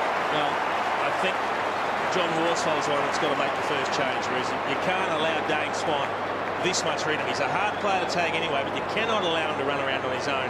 He's picking up 2 possessions to anybody else's 1 that might be remotely against him at the moment. Well, you think there's going to be someone in the box at the moment saying, guys, we've got to get this right. Because alert, 27 possessions, Dane Swan. Yeah. This is for number 4 for Travis Cloak. That's what he has ahead of him, and he sprays it. He's always capable of 1 or 2 like that, isn't he? Even when he's been kicking well, you know that it's in the kit bag somewhere. And then you chase it with the foot. Waters down the middle to Glass under some pressure. He played on. He did. He took the step. Back to Waters. McKenzie. West Coast Eagles now need to show some poise. Brennan to Gaff, who hasn't had a massive day at the office just yet, but there's plenty of time left. Lynch and Harry O. Nat Nui almost stolen. forward by Marley Williams. For Solo. Blair, who's kicked 2 goals in this term. Inside to Elliott. Peels it wide to Cloak. And this is more kickable than the last one for him, because he's not expected to kick it.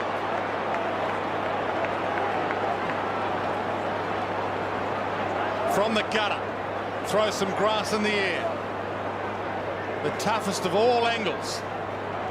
Holds his body on an angle. Strikes it beautifully. Can you believe it? Pure gold. Well, that is exactly what Travis Cloak can do. He can miss one from 15 out almost directly in front and then thread one from right on the boundary line. It was a terrific kick to space. He just anticipated where the best place for Travis Cloak to work his way into would be. It was also good in case there was no mark taken. You get a stoppage deep forward because it's boundary side, but the finish is supreme.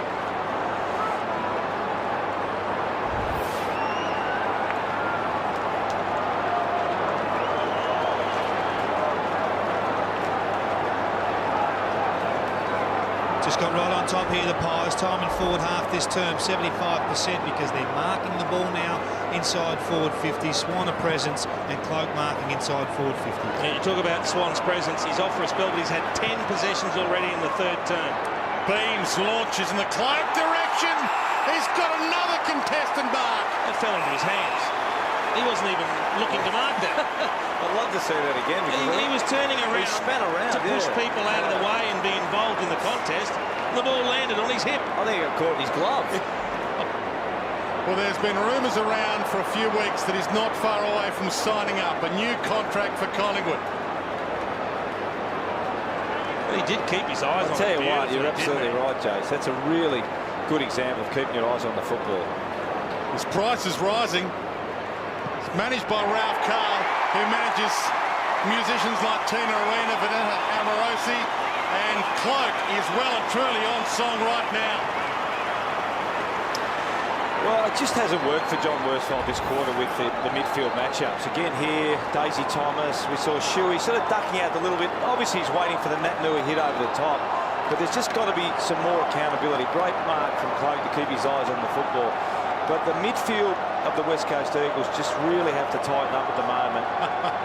He's a juggling act there. Glass claimed he got a bit of that ball. That's why he's going for the holding the ball there, Glass.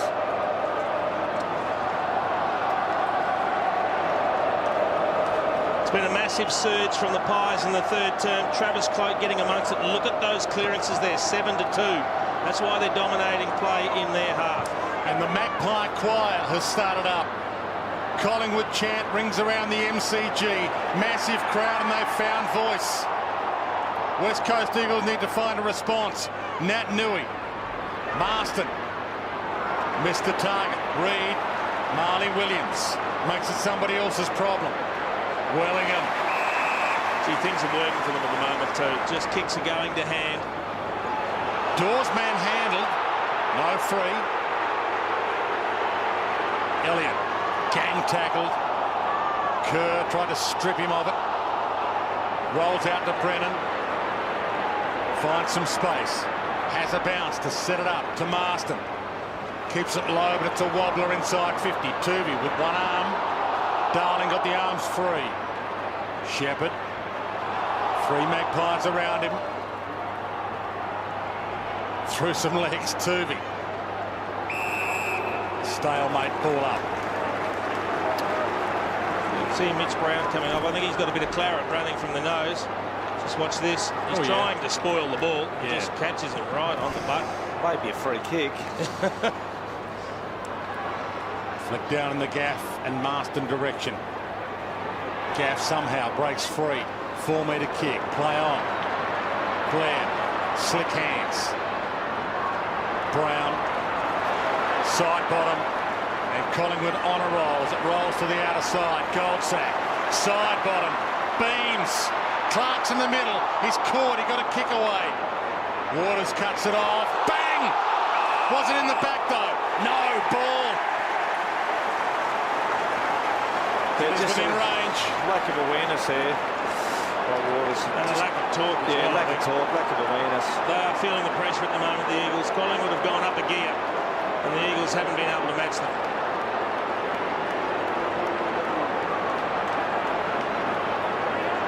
Everybody grabs some oxygen. Tyson Goldsack gets the heart rate down, kicks from outside 50, gets under it. Nat Nui's there with a fist behind.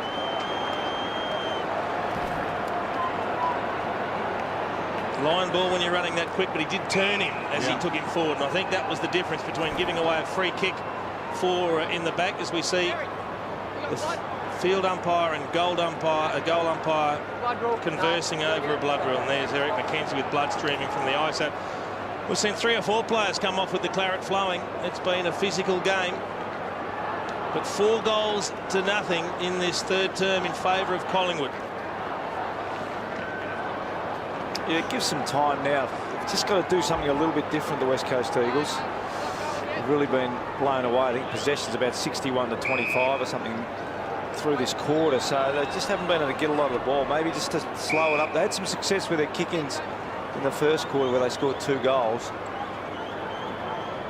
Waters from half-back to Darling on the wing. Harry O was right with him. Buckley puts it back inside 50. Dawes and Cloak both there, backtracking Waters. That is terrific courage. To go back knowing there's a pack coming at you. It takes tremendous courage. Again, he looks for Darling. Almost plucked it. Harry O stole it from him. Tried to fend off. Buckley tried to fend off, dropped it. Rosa pulls it clear. Shuey the half forward. Lynch down there. Out on the full. Collingwood ball. They've lost the past 6 games against Collingwood, the West Coast, and they're a bit jittery right now. Collingwood's had their measure for a long time. They need to get one against the flow here, the West Coast. Selwood to Marston. Long inside 50. Shepherd back with the run. Brown got there first. Scooped it up to Jolly. Maxwell. Buckley. They had a chance there, West Coast, but even that kick from Marston, it gave Shepherd no chance. Shaw finds some space. Hits Blair on the run. Can't mark, can't gather initially. Almost a turnover. O'Brien sidesteps. Vintage. Harry O'Brien. Blair to half forward. Cloak can't get there in time, and again Waters was crunched. No free. Elliott from the pocket. If it bounces, bounced unkindly initially. Goldsack, little fumble, keeps it alive, spins it around the body and misses. Crowd went up. They're going up for everything right now. The Collingwood choir. I'll tell you who they haven't got a lot out of is Nat Nui and Cox, Jace. It's just 7%. I mean, Nat Nui's done some nice things, which he normally does, but in terms of possessions, you've got to give credit to Darren Jolly. Jolly's had 11 possessions and nullified the ruck influence. Cox is one that normally gets a lot of ball around the ground. He's only had 6 possessions. I think they really need to run and spread a little bit more and get a bit more of the ball. Shuey. Kerr. Lynch. Again, the big fisted Brown searches for the boundary. Shepherd's taken out. And get a ball in. And to reinforce your point, Bruzy, Nat Nui does play great patches of games, but he went the whole season last year without one Brownlow vote. He really doesn't figure at the end of the day all that often in the very best players on the ground for 4 quarters. Marston gets it up to Shuey. Blair, strength. Kept his feet, gave to Buckley. Collingwood can smell some more blood here. Clark to his own advantage. Dives and dived on. Turns it over. Brennan up to Waters. They had the free man, but he couldn't hit him. O'Brien to half forward. Now Collingwood with the free man. Side bottom looks up. Cloak's on the move. Hit him. If he looked further infield, he had Dane Swanall on his own in the corridor, but it's pretty hard to ignore Travis Cloak when he's got 5 next to his name. And one of them from an angle worse than this, same pocket. Just again the ball use of the Eagles at critical stages, letting them down. Bo Waters found himself on the wrong foot.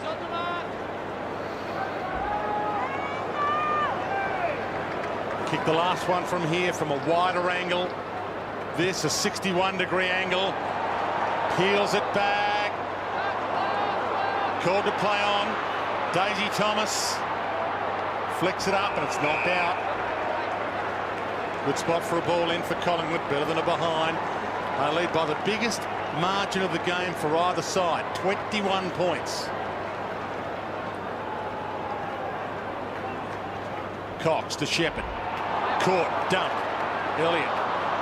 Unselfish, could have gone for goal. Holding the man free. West Coast ball to Kerr. Well, each time a team's been behind today, Jace, they've always found something. So we're really looking for now the West Coast Eagles to respond, but it's a little bit hard to find where their goal's going to come from. Their ball use has really dropped off, and the midfield of the Collingwood Football Club's got right on top.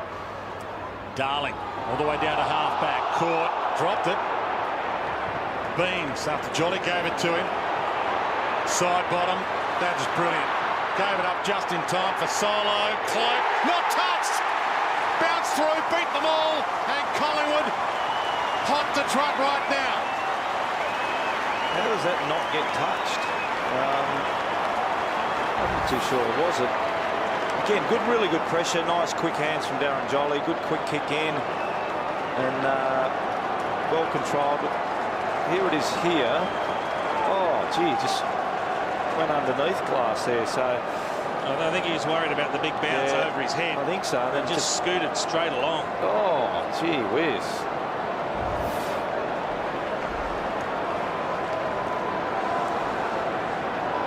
He just was a little bit overly cautious, Darren Glassland, wasn't he? If he had a charge in, he definitely would have touched it. But you're right, Jace. He looked like he was worried about the one bouncing over his head to Cloak. Should have been touched, definitely. 27 points the margin. Dying stages, third term. A rare clearance for the West Coast. O'Brien's been mopping it all up at half-back. Feeds it back to Buckley. Needs to find a target with this kick, and he's missed a few. Swan, after Tooby couldn't gather. Back in the Tooby direction, not clear. Nat Nui could be the man. Feeds it to Shuey.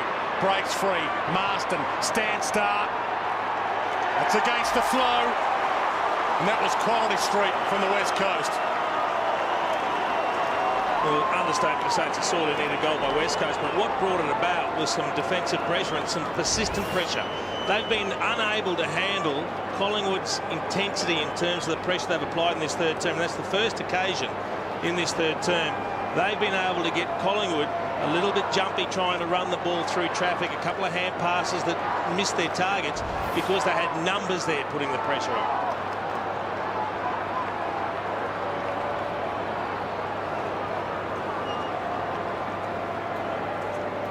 The reason why the Pies have had a 5-goal quarter is the disposal efficiency. They just have not gifted the ball back to the Eagles once they've won possession in a clearance situation.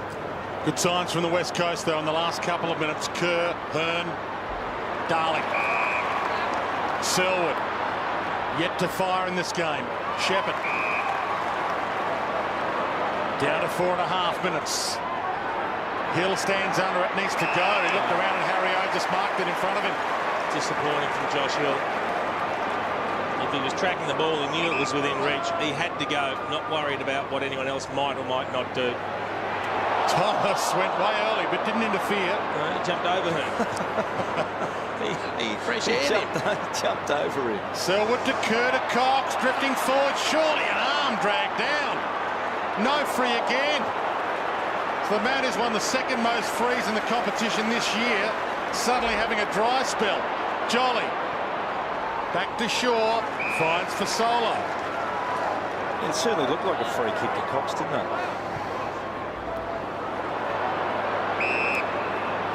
Reid. O'Brien. Fumble. Look out. Wrapped up in the tackle. Reid mops up the mess he created to Williams. Short.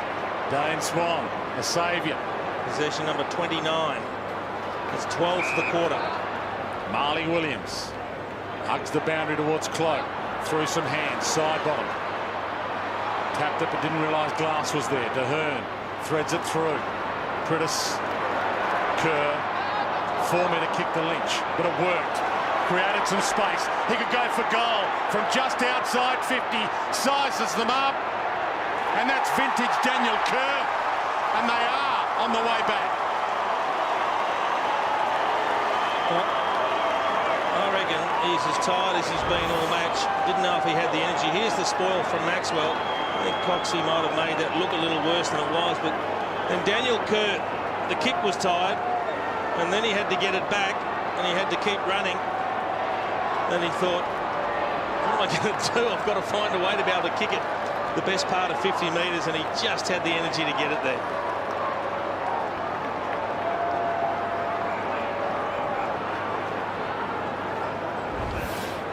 He still looks like most likely one, Kerr, to do some damage, doesn't he? I mean, if you're a young midfielder watching at home, you want to watch Daniel Kerr the way how hard he works. When he does look tired, Jace, but he just digs in, and he keeps on running. He's sucking it in at the moment. Yeah.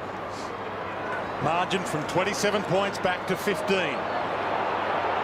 No one can get there to attempt the mark. McGinnity dragged off a little. Umpire lets it run. Brennan manufactures a kick. Waters scoops it clear. Little toe side bottom. Kept it in, pocket. Goes for goal in the end. Bends it across the face. Scrapes in for a behind. Gee, there's some strength from Travis Cloke. He just threw Eric McKenzie into the point post. He's looking ominous again. 5-goal afternoon so far for Travis Cloke, and some spectacularly good contested marks. I reckon he's pretty happy with his padding on the post too, because that was the back of his head that hit it. Hearn heads wide, and Waters, another great contested mark. Been a good little patch from the Eagles, really good response. 2 quick goals, get them right back in the game. A huge 2.5 minutes coming up to three-quarter time. Prittis collects it. A handball of sorts. Marston, Kerr, and he rolls it to half forward. The Lynch straight through him. Clean bowled him. Hill was there. Sidestep. Looks up. Can he hit a chest? Darling was down there. Maxwell claims the mark. Oh, did that bounce first? Hit the ground, yeah. That was a disappointing kick from Josh Hill. And if he couldn't get it there, he had to hand pass to someone coming past. Wellingham. Shaw. Interesting kick. Gaff has to go. Held his ground. Held his nerve. Hams. Sidesteps a couple. Gives it to Gaff on the left. Drives it long, goal square. Hill, can he get a toe on it? He can't. Maxwell, gang tackled. Darling, a sidestep, a handball. Rosa knocks it on. Lynch, he sidesteps. His kick smothered. Collingwood under siege right now. Again, Rosa rolls it towards full forward. Cutting it off Shaw. Makes it somebody else's problem. It'll be coming back. Waters, kickable by his standards. From 55 to the square. It's long. Almost a mark, almost a free. Hill was dragged down. Straight through Gaff. A mad scramble. 1 minute left on the clock. Picking it up, Selwood. Opens up the angle. Kicks it to the goal line. And it's through for a behind. How did they come up empty-handed there? I'll tell you, Bo Waters had a real chance to hit 3 or 4 guys in the corridor and just ignored it, went long. There's the... hit the deck. Hit the deck, but that's okay. But yeah. Right. But Waters really had a chance. He was 60 out. Could have squared it up. There's about 3 Eagles guys in the corridor that would have been shooting from 30 metres out. Shaw. In the Cox and Jolly direction. Cox got a hand on it, and Daisy Thomas at full speed. The artistry on display again. Poetry in motion. Hands it up to Clark. He's got Dawes, he's got Cloke, he misses them both. Kick smothered. West Coast a chance for a late score on the rebound to end this turn, to go in at three-quarter time with some momentum. Lynch on the outer side. We're down to 25 seconds. He doesn't know that. Squeezes it wide. Hits the target. Rosa. Bounce pass to McGinnity. Hearn, can he find a chest? Too wide for Hill. And it rolls out with 12 left. Just some poor decisions there going forward. Yeah, Marty Clark, he had 2 power forwards, but he also had Blair with a little handball over the top running into space. Dying seconds. What's been an outstanding third term.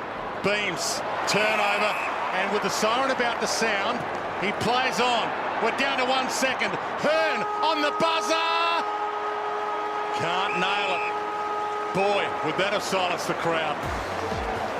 Three-quarter time, MCG match of the round, Saturday afternoon, old-fashioned footy. Where else would you rather be?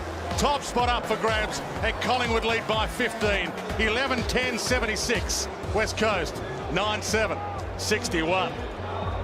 West Coast Eagles are the best last quarter team in the AFL this year.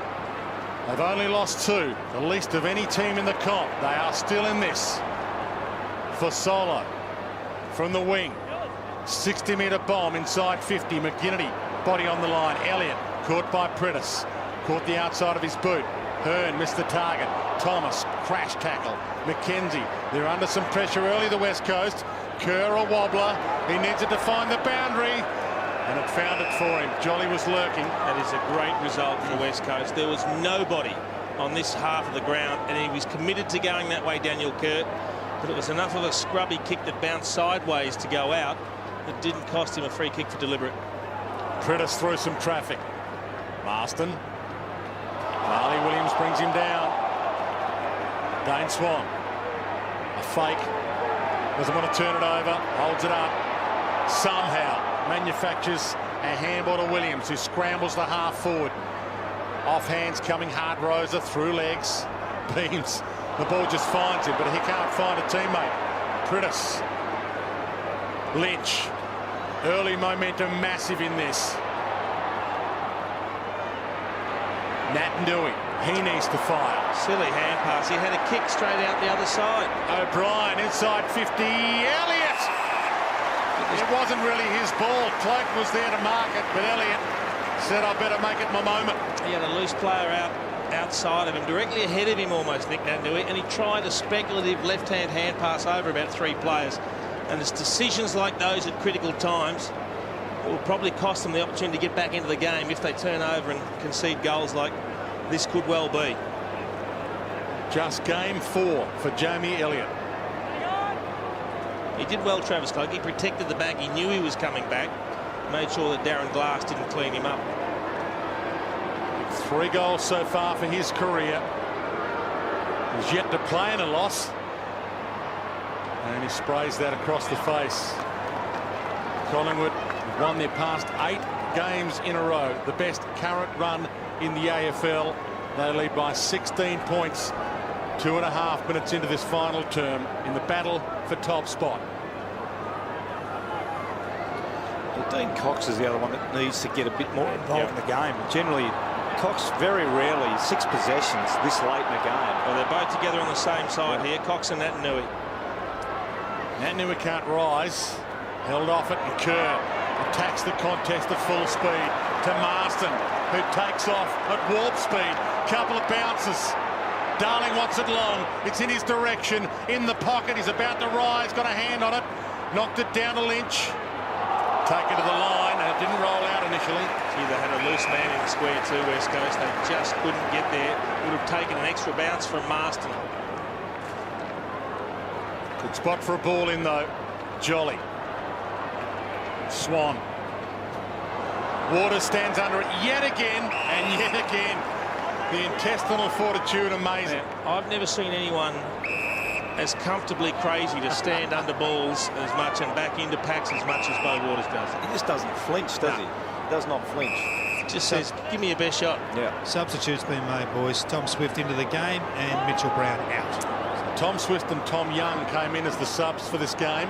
Tom Young, a late replacement with the withdrawal of Chris Tarrant. So the West Coast Eagles in some ways with the sub first to blink. Waters again to the pocket, and Darling, magnificent hands. Well, it was a good kick too. He kicked to where West Coast had numbers. He kept it away from Collingwood defenders that had dropped back into the hole, and he had 2 or 3 tools in the vicinity. And Darling was one that found himself in a bit of space. Another hush falls over the MCG. It's the centre of the AFL universe for the next 16.5 minutes.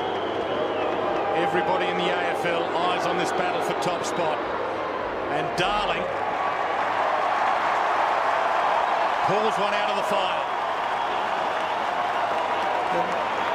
O'Brien must have lost him, because O'Brien's been the one that's had him pretty much the whole day and had him under control. But I don't think he actually was able to get to the contest here, O'Brien. Here it is as it's coming in. Yeah, O'Brien's got Hill for some reason, and no one's actually got Darling. So a huge mix-up. Whether O'Brien took someone else's man, and that particular man forgot to go to Harry O'Brien's man, but you can see Nathan Buckley's not too happy about that. Good finish though by Darling. There's the sub, Tom Swift, replacing Mitch Brown, who was also one of the inclusions in this week. First game for a while, and this game well and truly alive.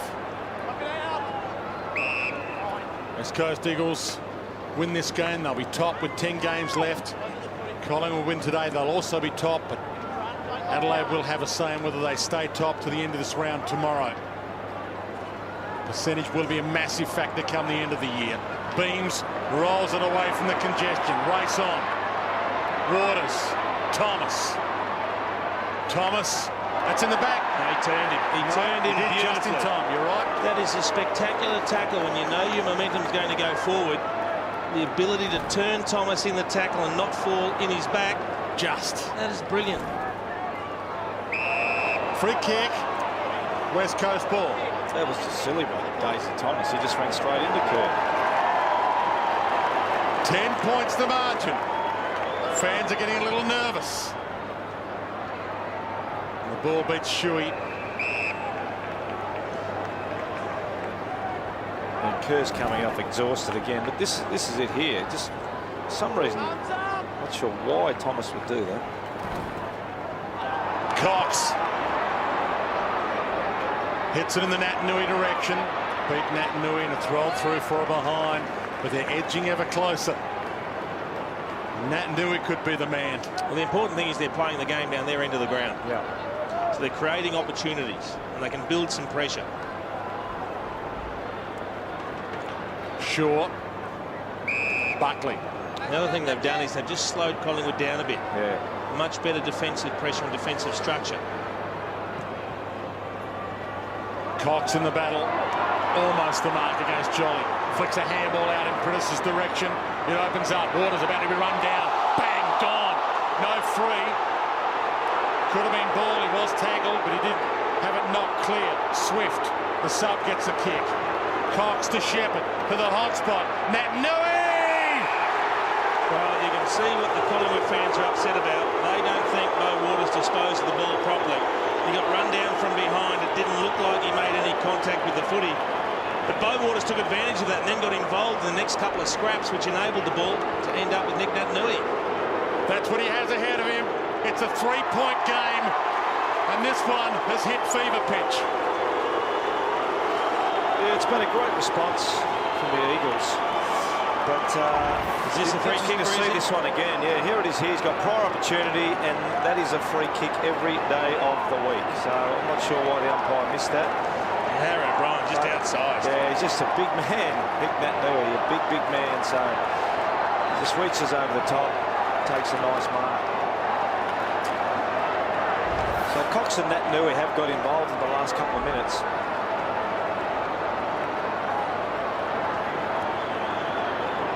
Has a spell.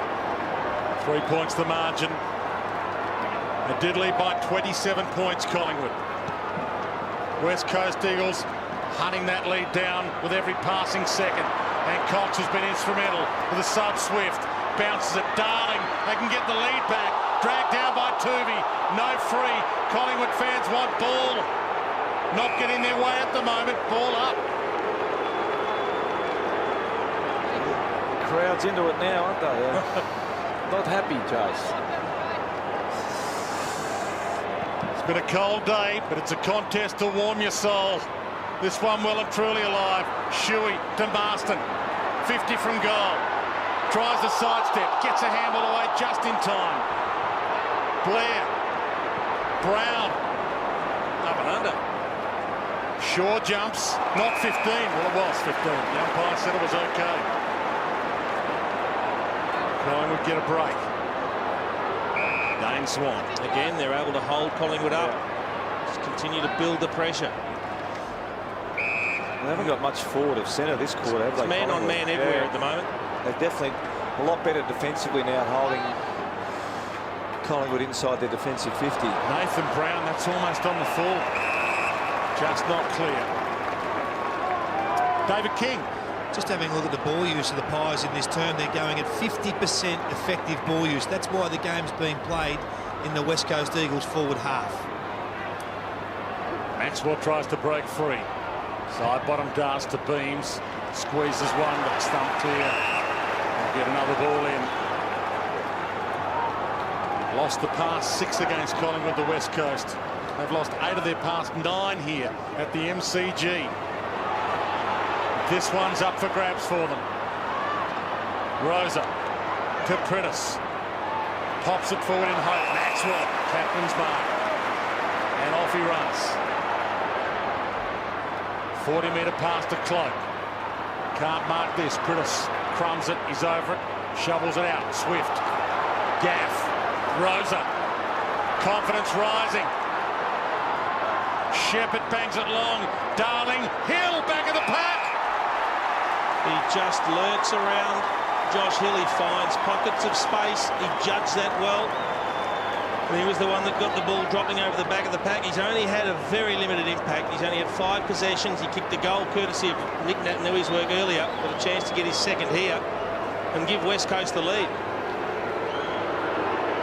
They flick the switch, the West Coast.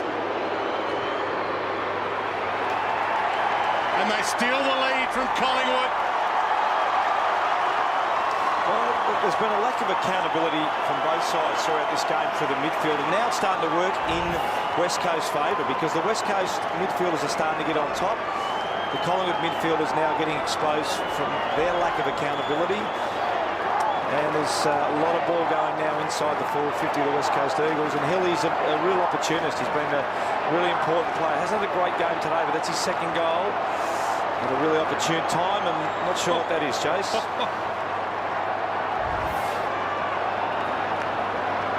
Collingwood kicked 5 goals in a row to open up a 27-point lead.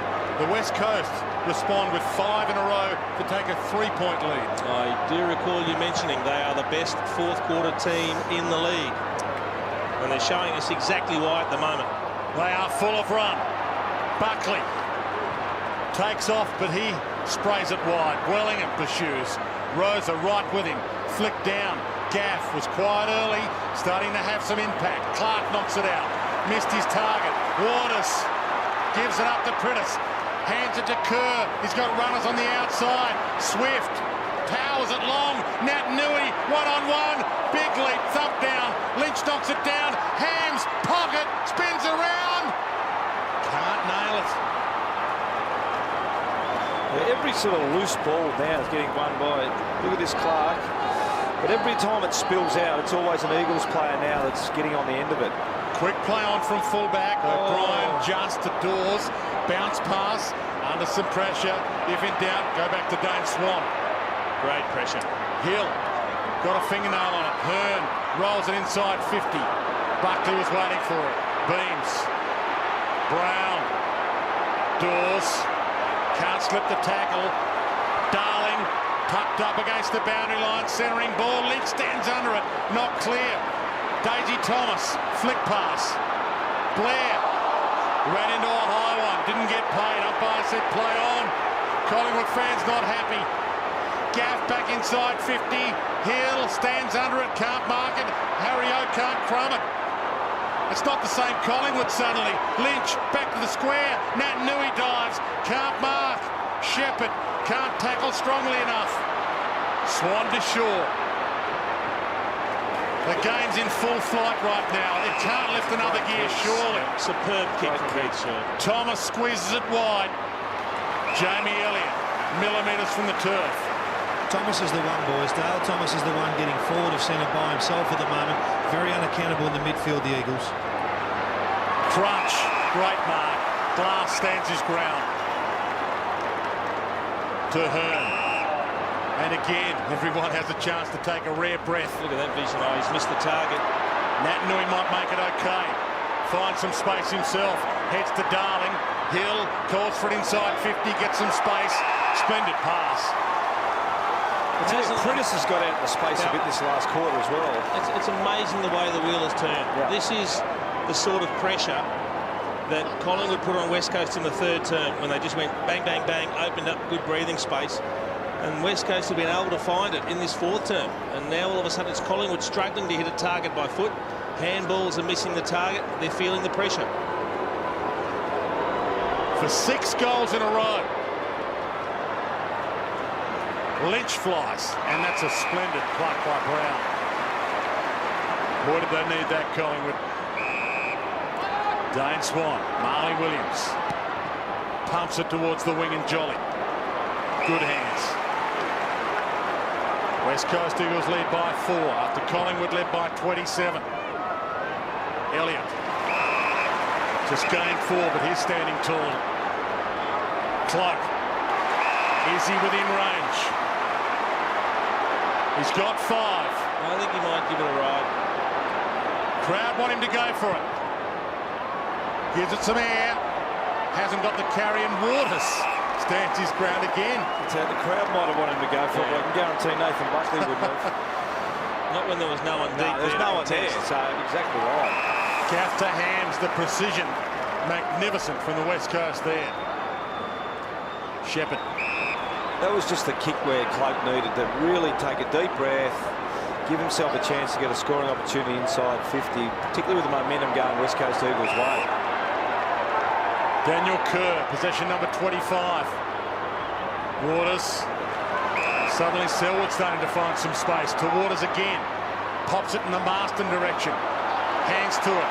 They've used their sub, Collingwood. Tom Young is now on. Blair puts it long. They need a contested mark from Cloak.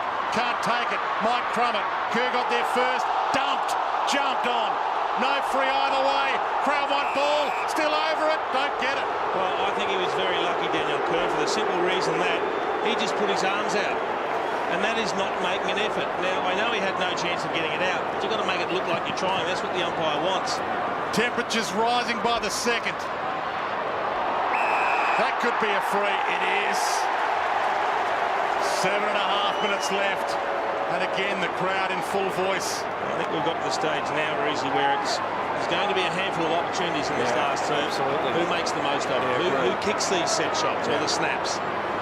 Yeah, just the composure in this last 7 minutes is really going to be so important because there's free players all over the ground now.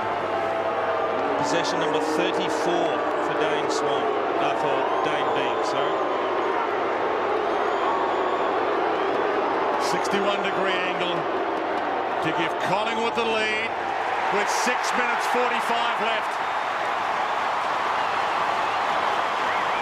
He's just become a very, very, very good player, Dane Beam. He's 34, 3 goals, and kicking goals at really crucial times in games as well. I mean, there's no more crucial goal than that to put him back in front. But it is going to be a bit of hook. Here it is here. Just sloppy. Yeah, gee whiz. Wasn't a lot in it. But probably looked worse than it was. Yeah, absolutely.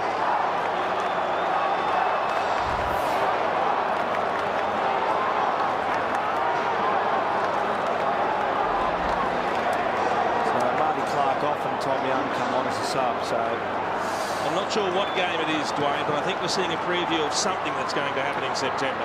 Absolutely. They'll be watching this tape back, no doubt, sometime in September, because these two teams will both be there. Selwood to Cox, to half forward, Hill. Couldn't trap that. He was looking around rather than at the ball. Marley Williams attacks the Sherrin. Keeps it in front. Gets away from Hands. Has a bounce. Just game 4, but a cool head there. Goldsack wrapped up. Rosa drags him down. Ball up. Yeah, there's certainly two quality sides that both coaches look on. This is where really you can't do a lot here. This is about the players, about the leadership, about making sure they organise at these sort of stoppages, get their matchups right. It's not a lot the coaches can do at the moment. Kerr got it out to Shuey. Bounces it inside 50. Chaos ball. Lynch over it. Tackled. Held in. Umpire screams for him to get it out and penalises him for not. Wasn't a lot he could do there. No, there wasn't. No. In fact, there was nothing he could do there.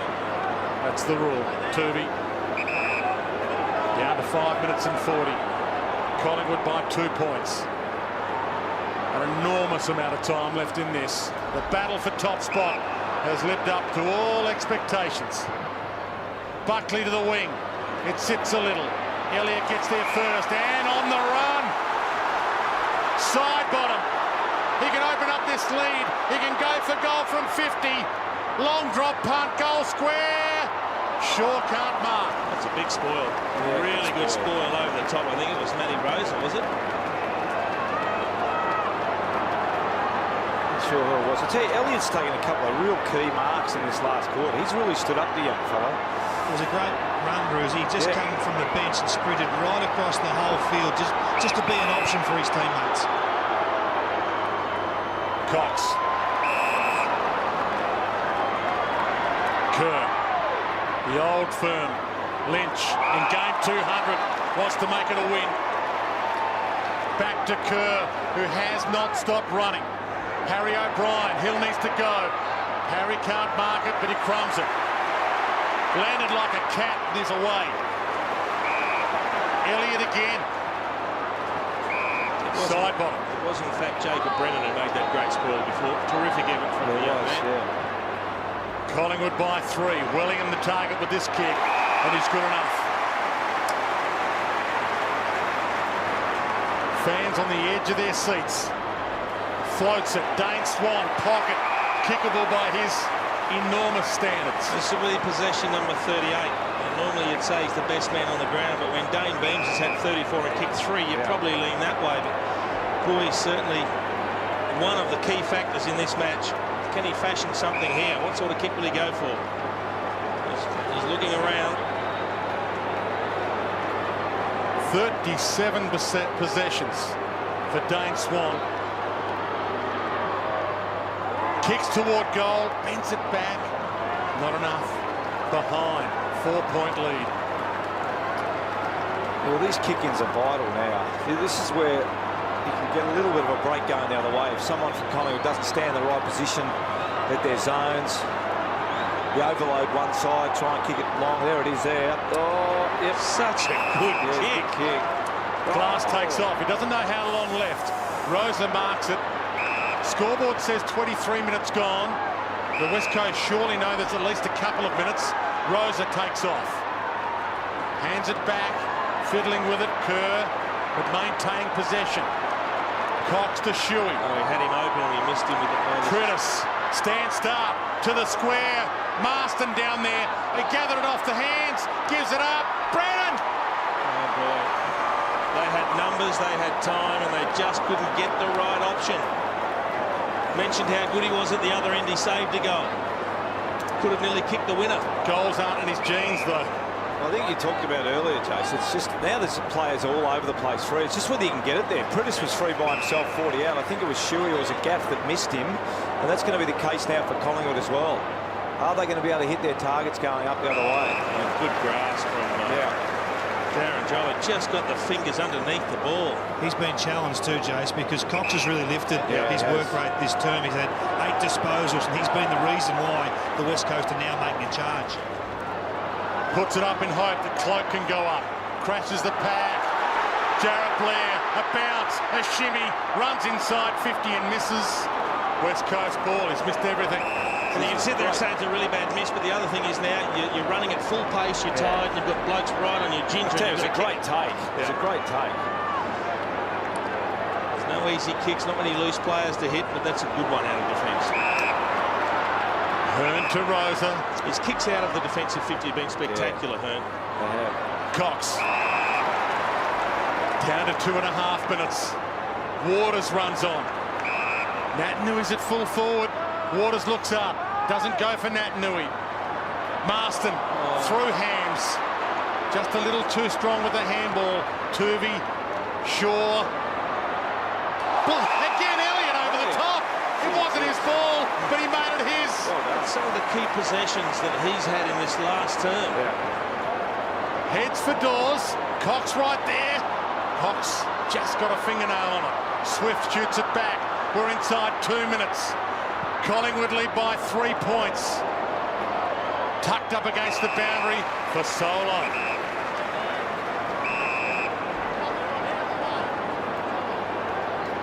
One minute and 40 left. Daisy Thomas might go up. He's up early. Can't bring it down. Off some hands. Swift, Hearn, Shepherd.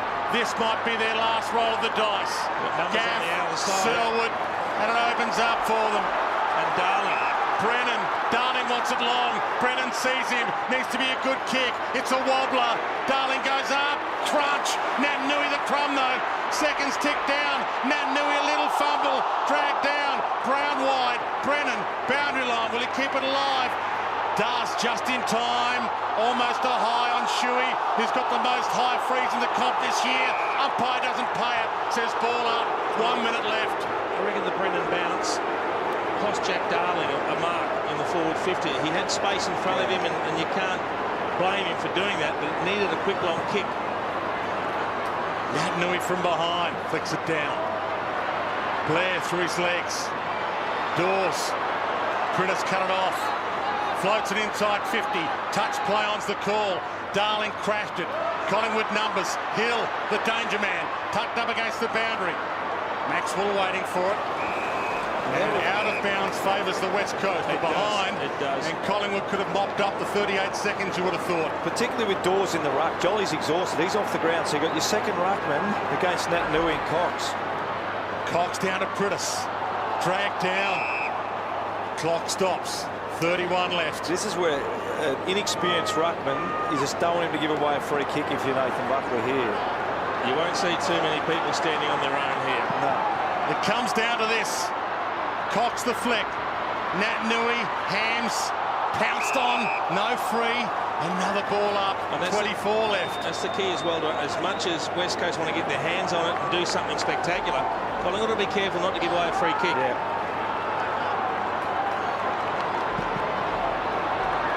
Could someone be a hero for the West Coast? Towed away. Side bottom the sidestep. Dangerous kick. 15 seconds left. Thomas attacks it hard. Cut off. Rolls to Glass. Hands it up to Hearn. Bang. Dispossessed. Thomas gathers. They should win at Collingwood. Kicks it wide. And here's one of the most magnificent sounds in the world. 70,000 Collingwood fans in full cry.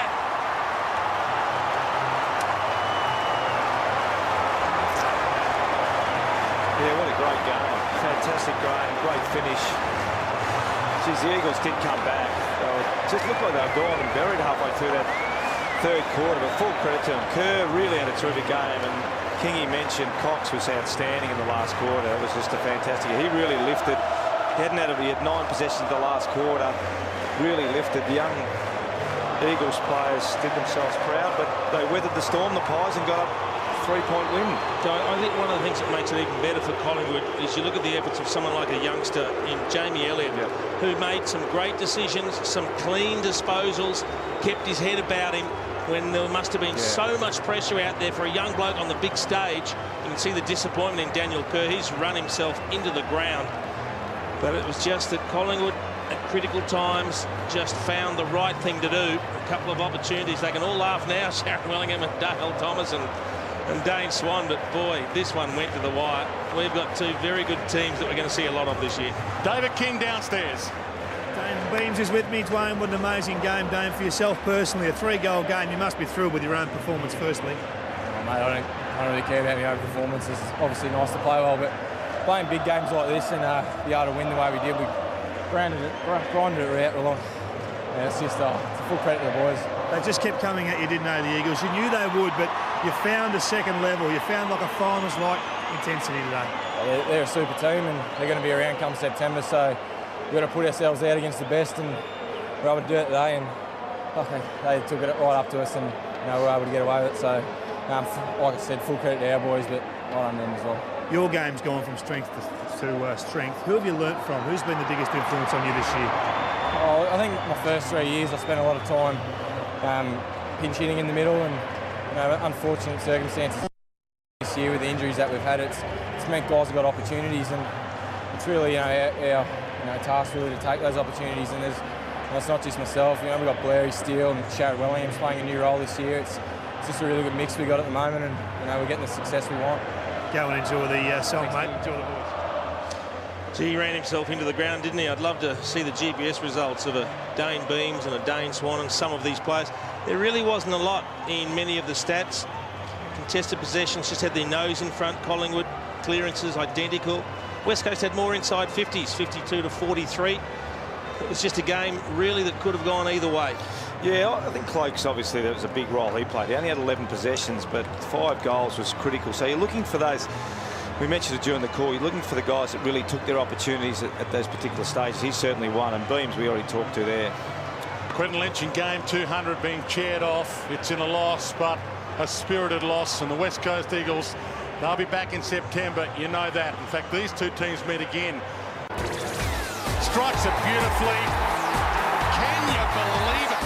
Beams launches in the Clark direction. He's got another contestant bar to the hot spot. Nat Nui! Shepherd bangs it